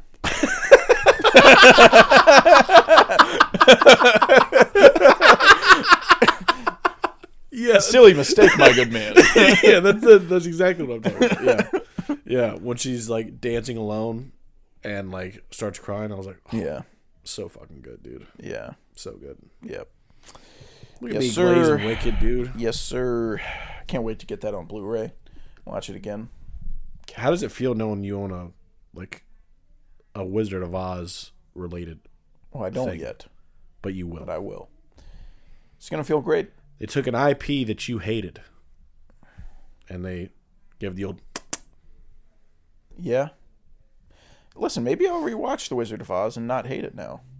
Maybe I'll be thinking about Wicked and I'll be like, Cash. this is what I'll do. I'll watch The Wizard of Oz like it's a prequel to Wicked. No, like it's a sequel to Wicked. I'll be like, oh, that was a Wicked reference, and then I'll rewire my brain into thinking Wicked came first, and now this is a sequel to a movie I like. That's what I'm gonna do. I mean, you can. It's gonna work. You can try that. It's gonna work. Yeah. I can tell you. But then I'm gonna see the witch in that movie and be like, ooh, where's Cynthia? This is nasty. But yeah. King Penis Actor is the next one up. All right. And I broke my rule here. I mean, I don't even think I made a rule specifically for this, but in the Oscars, you're not allowed to be nominated in the same category twice. I know But what I you're did doing. that. I know what you're doing, you rascal. You can't stop me. This I is know. the fucking Scoopies. I know. This is the fucking Scoopies, and we make the rules. I know what you did. Oh, I do whatever the fuck I want here. All right, you scumbag, dude. you can suck me. All right. I've nominated Timothée Chalamet twice. I knew you were gonna do. Both Timothée Chalamets have been nominated. Fuck. I gotta do it. I gotta. Yeah, you got to. Come on. When you're traveling in the North Country Fair. That, Timmy? Holy shit, dude! I saw you channel it. I saw you bring it in. What does that even mean, man? What does being friends even mean, man? And then also I am Paul Muad'Dib Atreides, Duke of Arrakis. Timmy. Yeah. Both Timmys have been nominated by me, and I will not apologize. My other nominees are Nicholas Hoult, juror number 2, David Dasmalchian, Late Night with the Devil, Aaron Pierre, Rebel Ridge, and since I did 2 Timmys, I threw in another person. Ooh. I have 6 nominees.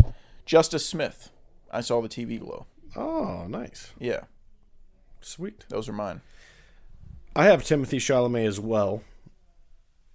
Doesn't matter which movie you pick. I mean, he's fucking... Yeah, fucking pick your poison. Yeah, dude, he's coming at you with both barrels. Yeah. He's coming at you hard. I also have Justice Smith.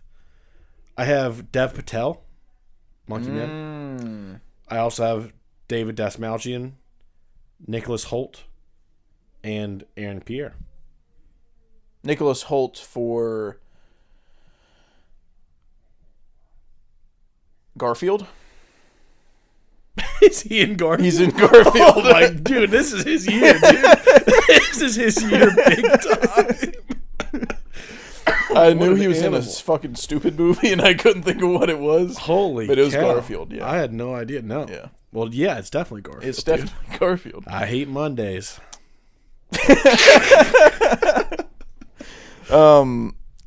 I kind of didn't know which Tim to go with here. I know which Tim to go with.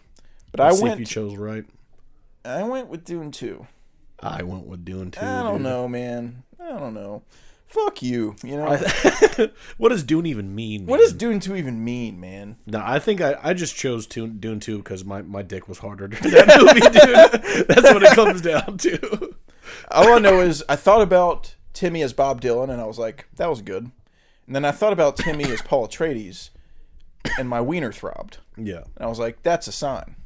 Realistically, I think Bob more Dylan's people- the more impressive Yeah, performance. like you're capturing a real life person that, has very specific mannerisms and carries himself a very specific way. And Dune, you can kind of, with Paul Atreides, you can kind of like build your own kind of stuff. Mm-hmm.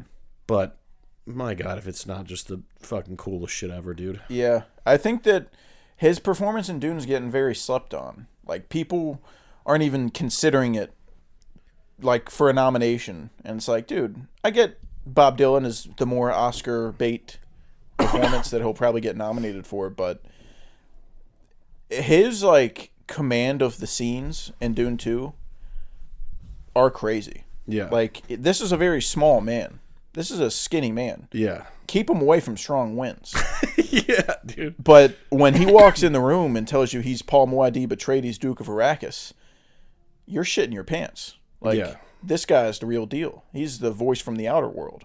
Yeah. So I think that's really impressive. I think he doesn't get credit for his performance the same way Robert Pattinson didn't get credit for the Batman. Yeah. I thought, like, I was like, am I fucking crazy? Am I on crazy pills here? Why is he not even getting any buzz? Yeah. Like, it's just because it's a Batman movie. It's just because it's a comic book movie. Well, it's a Batman movie, and then I think also It's it reserved, falls, too. Yeah, it falls into the Micah Monroe, Anya Taylor-Joy, Furiosa kind of like any kind of stoic, quiet performances. I feel like get snubbed. Yeah. Big time. But also, I consider how different the role is from the person's personality. Mm-hmm. I think that matters a lot. You know, if The Rock gives let's just live in a fantasy world, he gives a great performance as like a Rock type character. Let's say he does, and it's like actually Oscar worthy, and this performance is incredible. He's still just being The Rock. So, it's a great performance, and it works well for the movie, but he didn't really do too much work to transform himself into a character. Robert Pattinson is nothing like Bruce Wayne. He is dude, he is a fucking goofball. Yeah. That man, everything that comes out of his mouth is silly. Yeah. He's a fucking goober. And he played Bruce Wayne like he's the most depressed man that's ever lived. Yeah.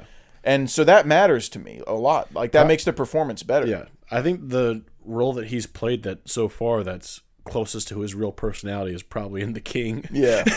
And a tiny cock. Yeah, that's just him being him. Dude. I wonder how close we'll get to him in Mickey 7. That's probably going to be like Robert Pattinson just showed up in the jumpsuit and all, like just ready to go. Yeah. But yeah, I agree. Like, and I also think people view like being quiet and reserved as an easy like thing to do versus like the big emotion. But I feel like that's kind of the easiest to. It might be opposite. Yeah, it's like not the hardest thing in the world to like yell and like sound passionate about something, but like one thing that's really hard. This is just kind of a tangent, but one thing that's really hard, I think, when acting is like trying to, when information is revealed to you and you have to act surprised. Yeah. Like, you've read the script, you know what they're about to say, and you have to pretend to be surprised by the information like the character is. That's really fucking hard. Dude, that and also being awkward. Yeah, being awkward is hard to portray as genuine. Like, I think about that scene in Dream Scenario. Yeah, dude, in the booth. That's great. He goes, I could not do that and have it sound genuine. Yeah. But like that was great. Ryan Gosling does the Lars and the stuff. Real Girl. Yeah, that's all like so. Maybe that's just because that's how he is. But that's really hard to do, and that's I feel like people don't take it as serious. Yeah. Same way that people don't respect comedy performances. Yeah. Comedy performances are really hard. Might be the hardest thing in acting is a comedic performance. 1,000%. But, John Cena for Ricky Stenicki gets no buzz. Yeah. I won't have it. All right. I'm going to riot. Guys, it's Ricky. But yeah, my winner's Timmy for Dune 2. Yep. My point of bringing all that up is Timmy in real life is nothing like Paul Atreides. Like, he's similar to like Robert Pattinson. He's like silly as shit. Yeah. Like, he's constantly making jokes and like giggling and also to play like a large character, like a very commanding character. Like when you think a Messiah. About, exactly. Like he's playing God. I look at Timothée Chalamet. He looks like Aaron Taylor Johnson's skeleton. And then he does the silence. And I'm like, oh my God. Timmy.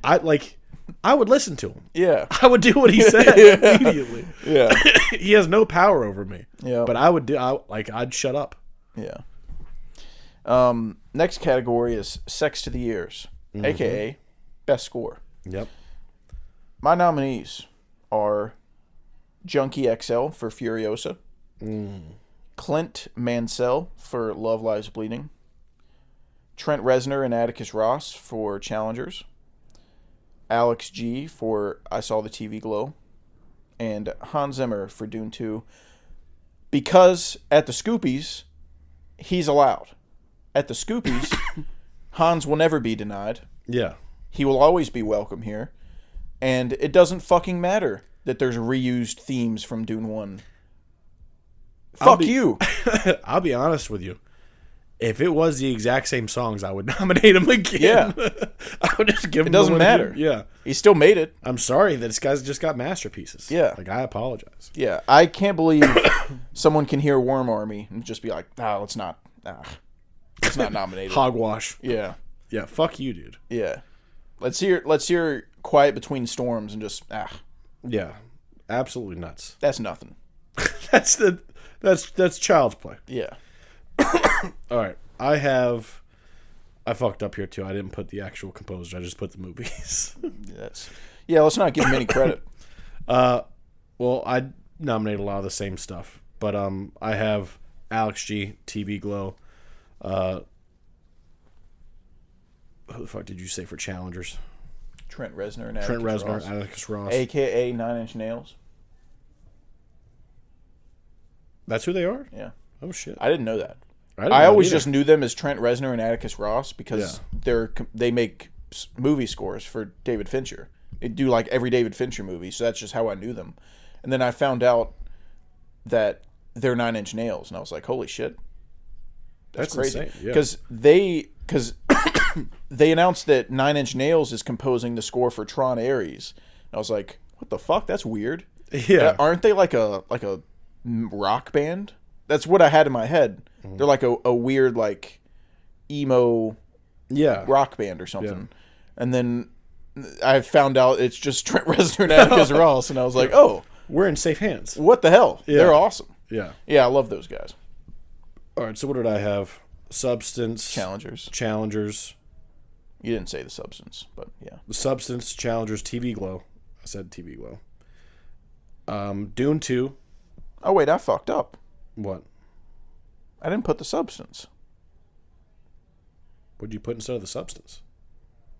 I guess Furiosa. Yeah, fuck Furiosa. I nominate the substance. Well, I have the Substance, Challengers, Dune 2, TV Glow, and Dune 2. I think you said Dune 2 twice, but all right. Okay. My winner's Dune 2. Yeah, it's Dune 2. We're spending all this time doing fucking dumb shit. Yeah, really, the whole line is just Dune 2. The answer's either A, Hans won it, B, Hans won it, or C, Hans won it. All right? There's not any options here. Dude, that's still When you just- have ears, things become simple. Yeah. You hear the score to Dune 2, and you're like, oh, wait, this is the best shit I've ever heard. Yeah. How do you just deny your like natural instincts? Yeah. You're betraying your nature. We were by We used to be cavemen. yeah. We were the beginning of civilization. If I went back in time to a caveman, and played him Worm Army, he would get it. Dude, he might try to kill you.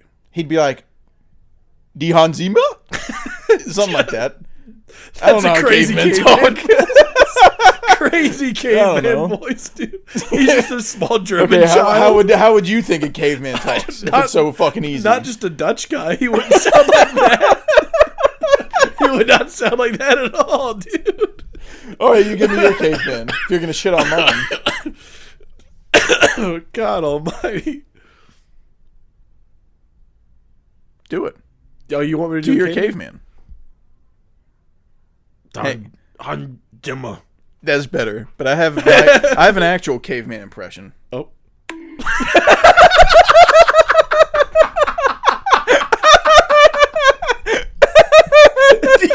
Have that saved? Of course I do. Have it on speed dial.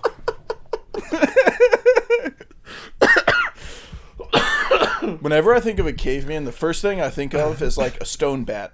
I don't know. I don't know why. Big club. Yeah, just with a like rock they in just walked around with those. God almighty. I should have nominated Godzilla X Kong for giving us that fucking That fucking beautiful bit. moment, dude. Yeah. This is the sound that it made. All right. Yeah, Dune 2, best score. Yep. Easy peasy. Cummest cinematography, Yep. aka best cinematography. I know I left a lot up to interpretation there. It's but- hard to tell. So when you're listening to this, cum is good. Yeah. If you're new here. you want cum. Yeah. Yeah, if you're new here, come. The more times come is said, the better. Yeah. So come cinematography, best cinematography. All right, plain and simple. My nominees are I Saw the TV Glow, Nosferatu, Alien Romulus, Ooh, Joker 2, that's a wild and Dune one. 2. It's not wild. We're judging the cinematography. It's a gorgeous looking movie. Yeah, that's true. That's true. Sorry that you can't separate it. Sorry that your hatred seeps into objective fucking. I'll be honest with you, it probably did. I know it did. It probably Because if you have eyes, you know it was one of the best looking of the year. I have Dune 2, A Complete Unknown.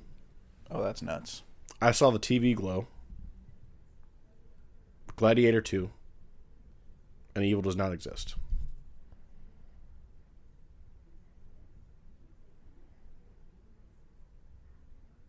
Complete Unknown over Joker 2 cinematography. Like I said, I hated that movie, so I didn't even think about it. That's bad. I'm giving you my list. Not That's- the right list, my list. Is it because you saw Joker 2 come up and you just like instantly didn't even think about it? I think I just Like looking back, like now that you've heard me nominate it, are you like, well, yeah, if I'm being objective, it is like it should be nominated. Well, I kind of forgot a lot of Joker 2.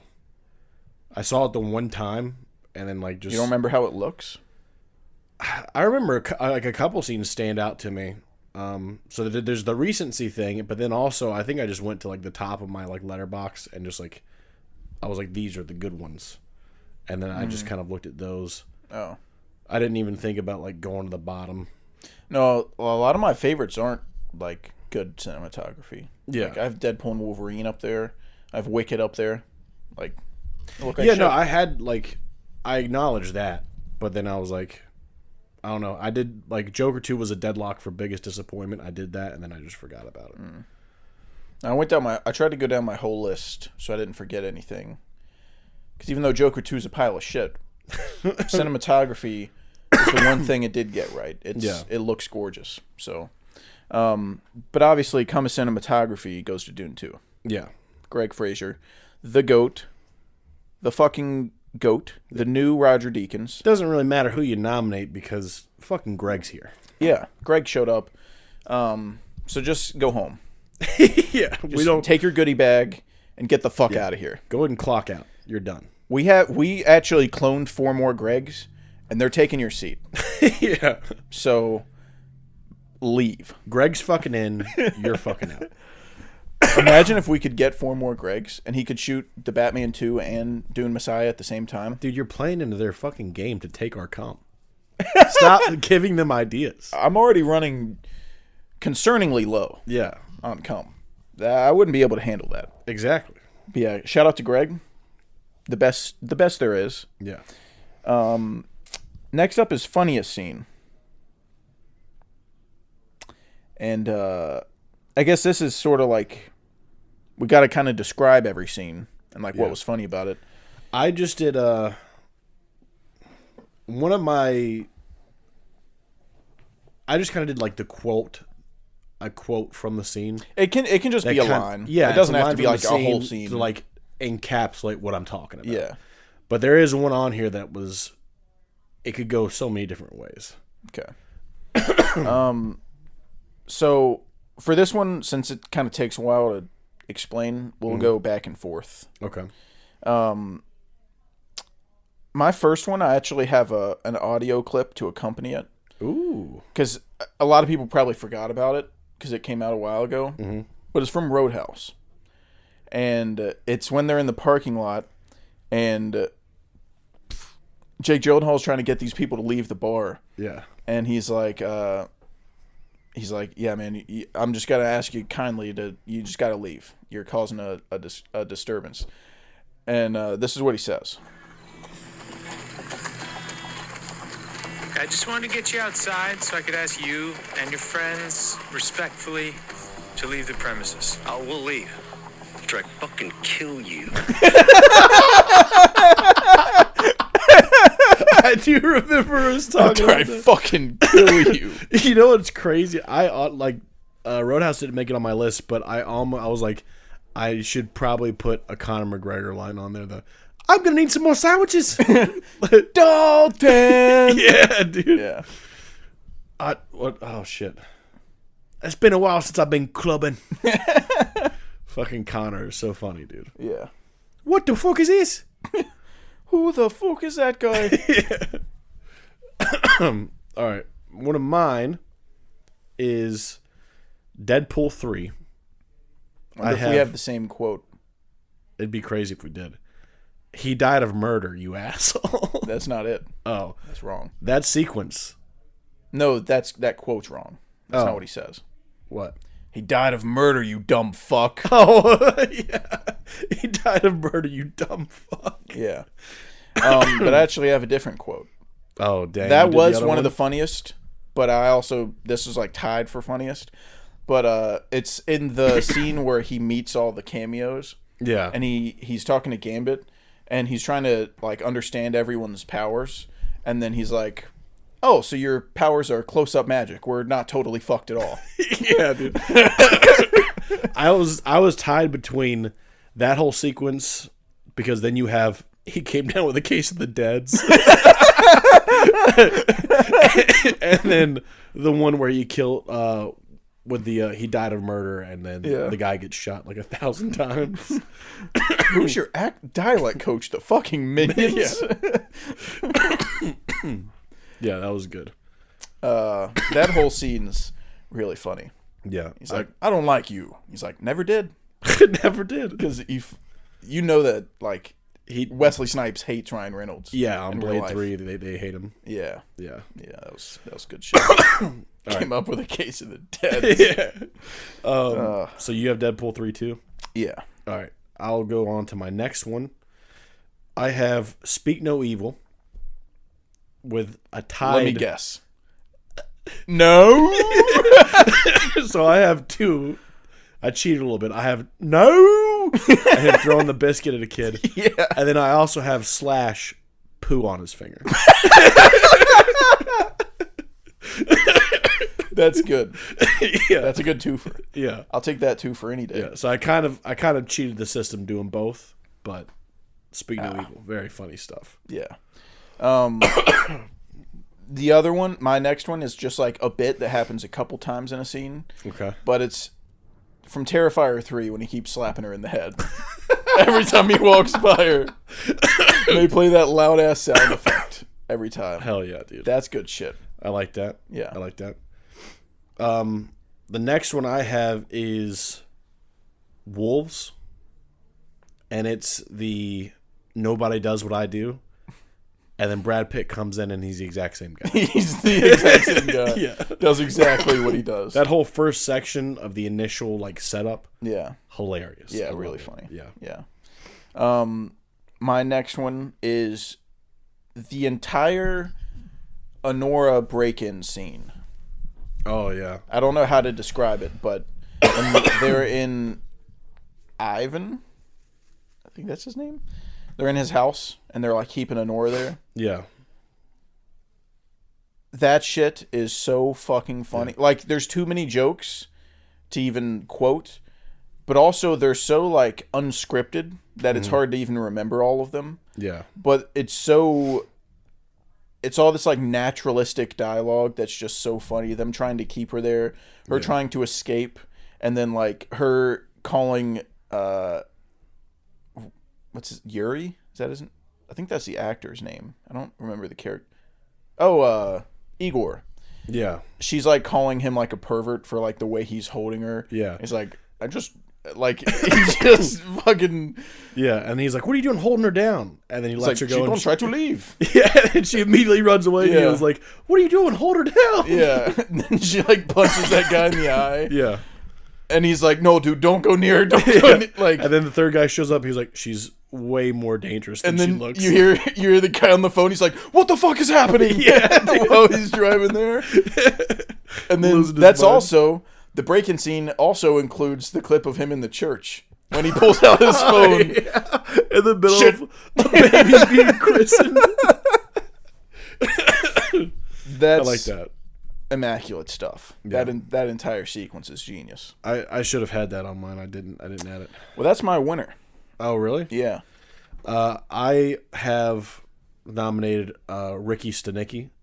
The quote I picked was more of a ham color. See, I thought about putting that. I was thinking more of a ham color. Yeah. But then I was looking at like Ricky Stenicki funny moments to see if I forgot anything. And I almost put him performing Oh, with all the songs. Splooge out my penis. Yeah. I also like his initial arrival at the airport, and he's throwing up everywhere. Yeah. And they're like, dude, what are you doing? And he's like, guys, it's Ricky. Guys, Ricky's in the program. Yeah. Yeah, I can't Ricky's drink anymore. 3 years sober. I have to go cold turkey. Do you remember his name, his stage name, Ricky? I don't. Oh, fuck. I just had it earlier. I'll use it as trivia next week. Okay. But yeah, Honora's my winner. I pick Speak No Evil. No, Dude, anytime I hear that, it's the funniest thing. And then him throwing a biscuit at it afterwards is even funnier. Yeah. Yeah. That's a funny movie. Next up, Best Needle Drop. Yep. My nominees are I Was Made for Loving You, Fall Guy. Bye Bye Bye, Deadpool 3. Ooh. Starburned and Unkissed, TV Glow. Which is the hallway scene song, Oh, I know where it is, dude. in case other people don't know. Unbelievable, Snack Shack. You're unbelievable. That one. Oh, yeah. And Greatest Day. I'll say it. Greatest Day. So I wanted to fucking cough in the middle of my I reading. appreciate that, yeah. Greatest Day for Honora. Heck yeah. My nominees for Best Needle Drop, I did what you did with Tim Tom here. I have the Like a Prayer, Deadpool 3, specifically The choir version. the choir version. Yep. And then I have Hell's Bells in Deadpool 3. Yeah. Dude, a boing. Yeah, that's fucking That's awesome. my penis being erect. Oh, yeah. That's what that sound effect was. Booyah. Am I right? Yeah. It sounds like... Booyah. It's like one of those door stops that you would hit as a kid. Dude, I saw a tweet today that said it was a guy taking a shit on a plane, and he had like a clean square of toilet paper in his hand, and he said, just had a phantom wipe at 3,000 miles in the air. Hashtag booyah.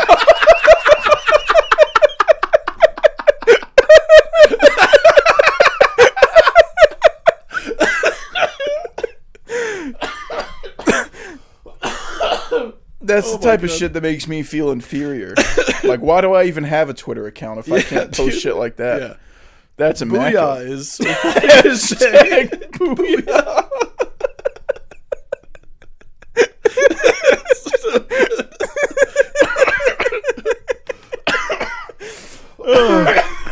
God, I'm gonna die. All right. Enough of your fucking ruckus here. Have you read your nominees? I've read 2, and then you hit me with that fucking Okay. All right. My next one is Ain't No Love in Oklahoma, Twisters. And then I also have The Fall Guy, but I did I Believe in a Thing Called Love instead of I Was Made for Loving You. And then I have One More Try from Snack Shack. How does that one go? That's the one you were listening to at work? Yeah, that's you're it. good. Kind of sounds like an 80s song a little bit. But he's getting ready in front of the mirror. I can pull it up real quick. Holding up the show. Get in front of the train. Oh, yeah, I like that. Yeah, dude. Yeah. One more try. Yeah, that's good. That's good shit. My winner is Greatest Day in Honora. Ooh. My winner is Like a Prayer in Deadpool 2. Yeah, Greatest Day, like, this wasn't even close for me. Oh, really? Yeah, I thought that this was, like, by far the best needle drop of the year. That's the one where they're like partying. Yeah. And, Shine on a greatest day. Yeah. That shit made me come. Made me come a lot. hell yeah, dude. What's your winner? Deadpool 3. Like a Oh, yeah. Prayer. Like a prayer, yeah. You Yeah. said that, yeah. Next category. Holy shit, he's packing. Now, this award goes to the biggest cock of the year. Yep. But I only saw one cock this year. I did as well. So, by default, it goes to Nosferatu. Yep. Count Orlok himself, dude. Yep. Hanging brain. Yep.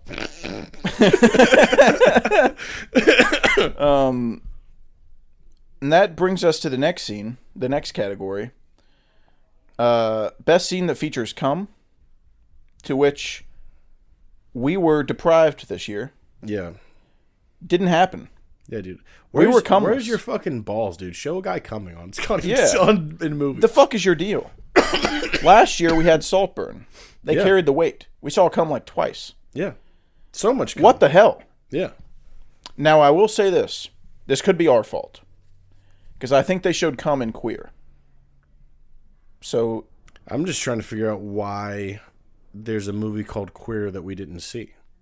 because you said you didn't want to see it. Oh, did I? Yeah. I just don't really like Luca. I don't think I want to watch it. Why don't you go ahead and send me up to the funny farm, dude? That's nuts. No, it was Luca's movie? Yeah. Oh, that makes sense. Yeah. Yeah, that's something I would say. Yeah. It was something you said. But yeah, fucking, what's the deal? What's the deal with airplane food? Yeah. Fucking Give us no more, cum. More cum, not in a Luca movie. I know, like, Hans and Greg probably thought they had us covered this year, but I'm talking about, like, physical cum. Like, I want to see it. Yeah. the viscosity of it. Yeah. It's cum-like. Yeah. So no cum this year. Sorry, fellas. Yep. I wish we could, I wish we could hand it to someone, but We'll just I have to guess hold by on. default we'll just give it to Hans. Yeah. I mean, technically, Worm Army did feature cum. It featured my cum on the Yeah, screen. Yeah. It squirted onto the screen. So technically it wasn't the scene. Yeah. Next up, we're getting to the big ones now. Yep. Cummest scene. Hell yeah. My nominees are the hallway scene in I Saw the TV Glow, where they're writing on the screen. Star kissed and Yep. or star burned and unkissed. Yep. Snack Shack. I went with the bidding scene. That's I think that's my favorite scene in the movie. Mm-hmm. Alien Romulus Zero Gravity scene. Ooh. Honora house break-in scene. So the same thing for funniest. Defying Gravity. Wicked. Yep. And the conference scene in Dune 2. I'm Paul Muedi Betraydes. That scene. Okay. Yeah. Yeah. Those are my nominees. This is the category I was talking about when the whole thing could be Dune 2. Yeah. I tried to... I know how hard it was to pick one scene out of Dune 2. Yeah, as I my told biggest Carl cum. try to pick one scene, like, don't have all five be Dune 2. Like, try to pick one Dune 2 scene per category. Yeah. Which I sort of cheated with, like, Timmy, but that's technically different movies. Yeah, no, that's different. That's the exception to the rule. But, yeah, come a scene, I was like, dude, all five of these would be Dune 2. Yeah. So I'm just... And there's gonna no keep it scene to that you one. can pick that would be wrong. No. Like, that's just how it is. Yeah. All right. So for me, I have Rebel Ridge, the smoke grenade scene. Oh. When he's, like, crawling under cars and shit. Hell yeah, man. Dude. Fucking touch me. Yeah. Then I have Monkey Man, the nightclub fight scene. Oh, yeah. Booyah. I have Wicked, Defying Gravity. Oh, hell yeah. I mean, we're on the same fucking We're level, dude. fucking We're wired in. I'm about to bump it up to a 4 right goddamn now. I have Gladiator 2, the opening attack sequence with the big barges on the boats. Okay. I have Shake Shack. Dude, I wrote down Shake Shack. I wrote it down. I have Snack Shack when he has a beer with his dad. Oh, yeah. Dude, That's probably the better pick. that's the one that I started tearing up again. And, like, Logan, I think, made fun of it, and I was like, dude, that's an important moment in a guy's life. Yeah. Crack an old one open with the old man. Yeah. Then I have Deadpool 3, the antimatter generator. Right. The finale. The finale. Yeah.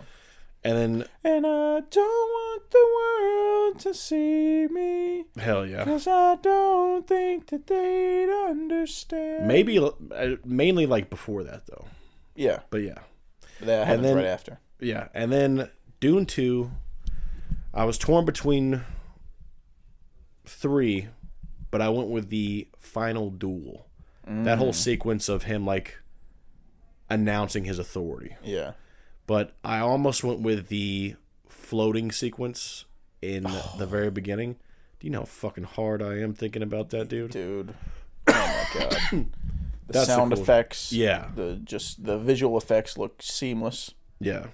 And then the fucking conference scene. Yeah.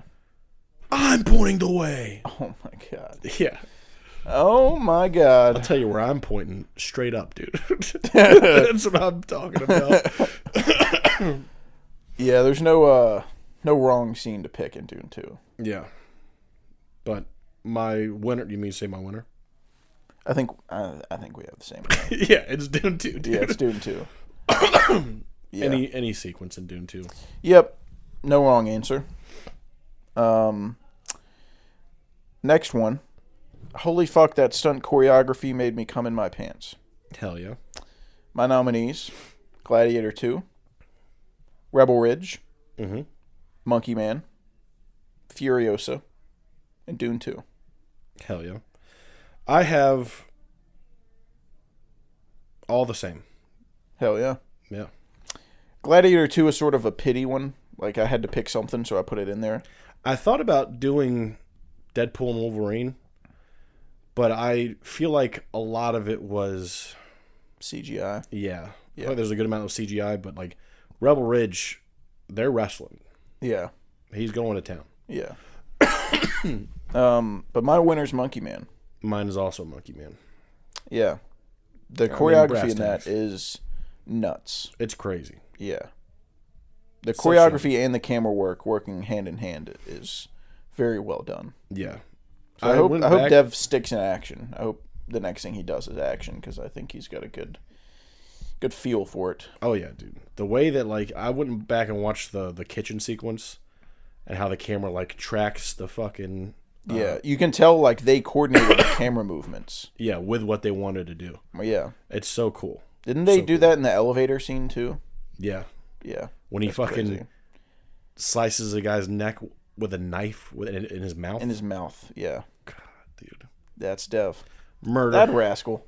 What are we going to do with him? Yeah. Next up, the film that made me want to cut off my left toe and blend it up and drink it. Yeah. My nominees are Red One on this thing, The Ministry of Ungentlemanly Warfare, which luckily you didn't have to see. Yeah. I took that bullet. It's still I said, don't know why you Mr. watched President, and jumped right in front. that. Mr. Just for you. The Strangers Part 1, another one you didn't have to see. Night Swim, another one you didn't have to see. Dude, you saved me from all the stinkers. And Megalopolis.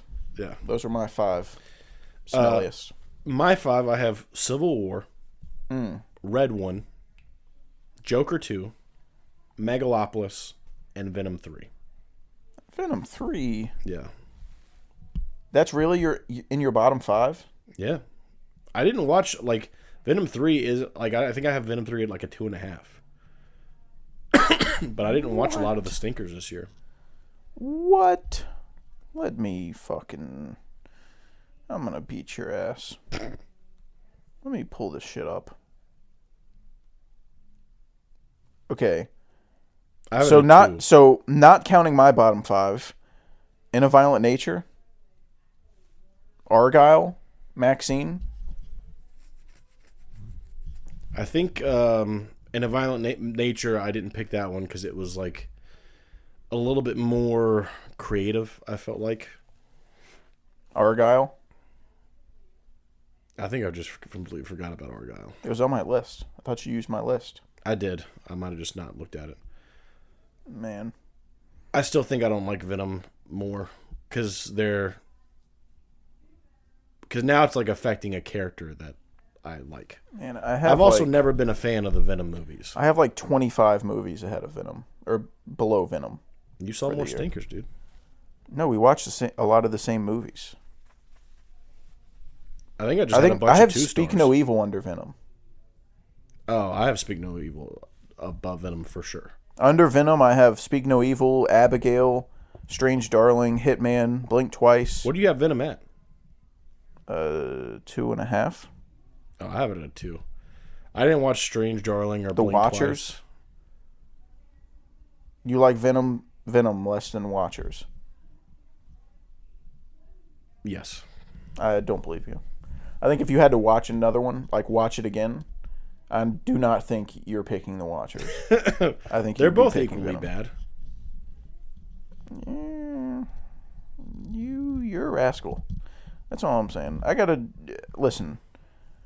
It features Tom Hardy, so it features me. I mean, yeah, I was That's there. the rules. I was there. I went, and then I left. Was I disappointed with Venom 3? Yes, I was. But it is Have not. I been disappointed with every Venom movie so far? Yes, I was. But it is not bottom 5 of the year. That's malarkey. All right. Well, what's your number 1 worst? Megalopolis. Mine is also Megalopolis. The others, no, not really. I was going to say the others I had like some enjoyment. That's not necessarily true. Night Swim is miserable. The Strangers Part 1's miserable. I will say the Ministry of Ungentlemanly Warfare had like some moments of enjoyment. Not a lot. But like Red 1 and Ungentlemanly Warfare are like a significant amount better than the other 3. Yeah. But Megalopolis was such a pain to get through. Yeah, for me. Megalopolis is the worst thing I've ever seen. Not the worst thing I've ever seen, but it's dog shit. By far maybe the if worst you Men in thing. Blacked yourself to where you had never seen the open house, maybe. Yeah. But it's not the worst thing you've ever seen. But it's the worst thing of this year. Man, is that just a steaming pile of shit? Yeah. And it also makes it worse because the other movies were like fairly, well, not Red 1, but Night Swim and Strangers Part 1 were like lower budgets. Yeah. And like didn't have as much resources. But this is like, quote unquote, one of the best filmmakers of all time with like a $100 million budget, and he made what I just put in the toilet. Yeah.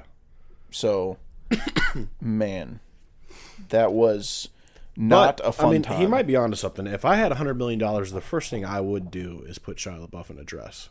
Yeah. Go back to the club. They do have that one scene That too. one funny moment. Yeah. Yeah. The rest of it is dog shit. Yeah. Horrible. I don't know why. Like, why do you make this movie? What are you trying to say? Like, I don't get any of it, and I don't even care about. I don't care enough to even try. Yeah, it's an atrocious shit stain of a movie. Yeah. So, moving on. Don't want Don't want to linger on the any stink, more yeah. oxygen. What was that movie? It was like, move out of the way. You're breathing all my oxygen. Oh, dude. Step It was aside, Jack son. You're Nicholson. using my oxygen. You know You're what I mean? using my oxygen. That's dude. That was One Flew Over. Yeah. He said that before he tried to lift the thing, and he went. And no hope it lifted. Didn't move an inch. Last one. Last category. Yep. Wait. Did I skip one? You did. You skipped one. You skipped He's Him. Where is it? Man. He's Him for Real director. That was right underneath Sex of the Years. Oh yeah, it's all the way down there. I knew I had that on there. I just completely skipped it. He's Him for Real, aka Best Director. Mm-hmm. Nominees: Luca Guadagnino, Challengers; Jane Schoenbrunn, I Saw the TV Glow; Sean Baker, Anora; Robert Eggers, Nosferatu; and Denis for Dune 2. Heck yeah, dude. The visual language. Nosferatu let me down, but I think that was because of the script and not because of his directing. And I tried to pick out the 5 movies that were the most well directed. so the script doesn't factor in as much. Yeah. So that's why Eggers is on here. Yeah, no, Eggers is on mine as well for Nosferatu. Denis Villeneuve for That Is Your Language. Sean Baker. I have Dev Patel for Monkey Man. And then I have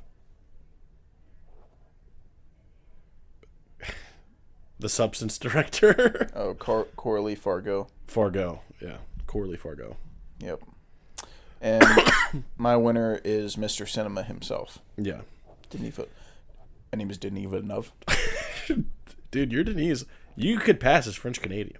You think? I think so. I think you're I fluent. don't think I have a big enough penis. Well, yeah, definitely. Don't let them see you below the belt, but like, you could pass. You're a French Canadian guy trying to speak English. Yeah, but if they had like a you know how buildings will have like a thumbprint for you to get in. If they had like a voice like sensor, I could do that. Yeah. I'm Denis Villeneuve. They'd That sounds come in, sir. Yeah. Here's your camera. Yeah. So you do that in Greg and LA? Hans are waiting for you in there. Yeah. If you do that in the middle of like LA or something, they're gonna Yeah. give you an IMAX camera. Yeah. They're gonna be like, "Wow, Denis Villeneuve got a surgery to make him ugly," but that's it. What happened to his sweet smile? All right. Last category. Yep. Which is Comest Film. The Big Kahuna. This is the one that everyone's been, all these months leading up to it. All these, who's going to win Comest Film? I mean, everyone's talking about it. Yeah. It's been all over the place. Finally, we get down to business. Yeah. And we're going to find out what film was the Comest. I wonder. Nominee number 1. I Saw the TV Glow. Hell yeah. Nominee number 2. Evil Does Not Exist. Nominee number 3. Wicked. Me and Bach. Nominee number 4. Snack Shack, a.k.a. Shake Shack. And nominee number 5. Dune Part 2. Who would have thought? That's what I'm talking about, dude. Yeah, man. Booyah. Dude, you gotta make that your catchphrase. I have Dune 2. Yep. Snack Shack. Deadpool and Wolverine. Ooh. TV Glow. And Monkey Man.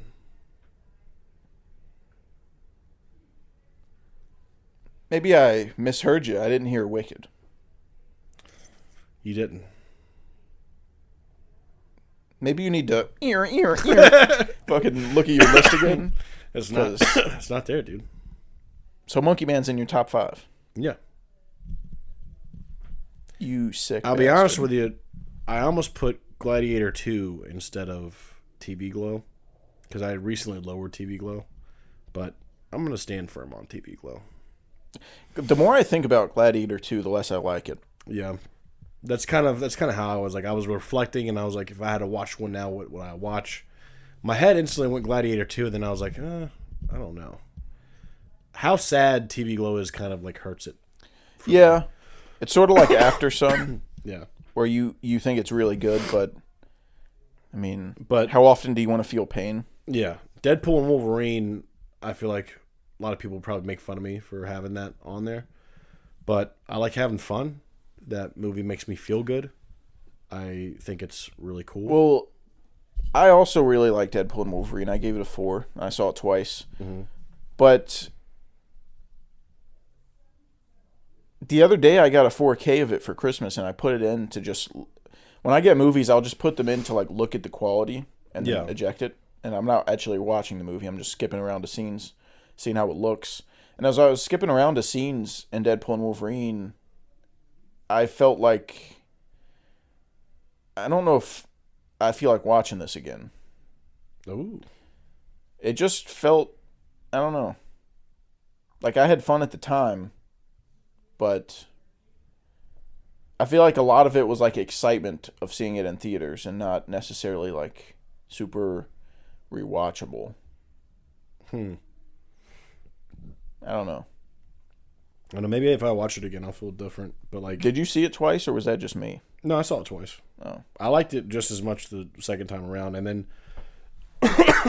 the big thing was Wicked. Oh no, it was Wicked. I was gonna do instead of TV Glow, but then I just decided on TV Glow. It should have been Wicked instead of Monkey Man. No, Monkey Man stays. Monkey Man and Dev Patel's handsome face. Don't stays bring right Dev where they into are. this. This is about Monkey Man.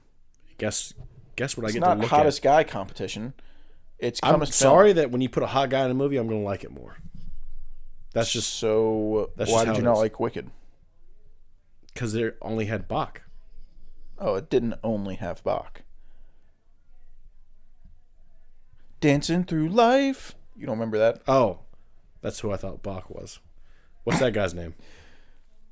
Fucking Fierro. Fierro. Yeah, it only had Fierro. No, Bach's the guy that plays SpongeBob. Oh yeah, the other redheaded guy. Yeah. Who's dating Ariana Grande. That's nuts. Maybe there's hope. Maybe there's hope for us. Nah, dude, that's a fluke thing. Benny Blanco and Selena Gomez. I didn't know that was going on.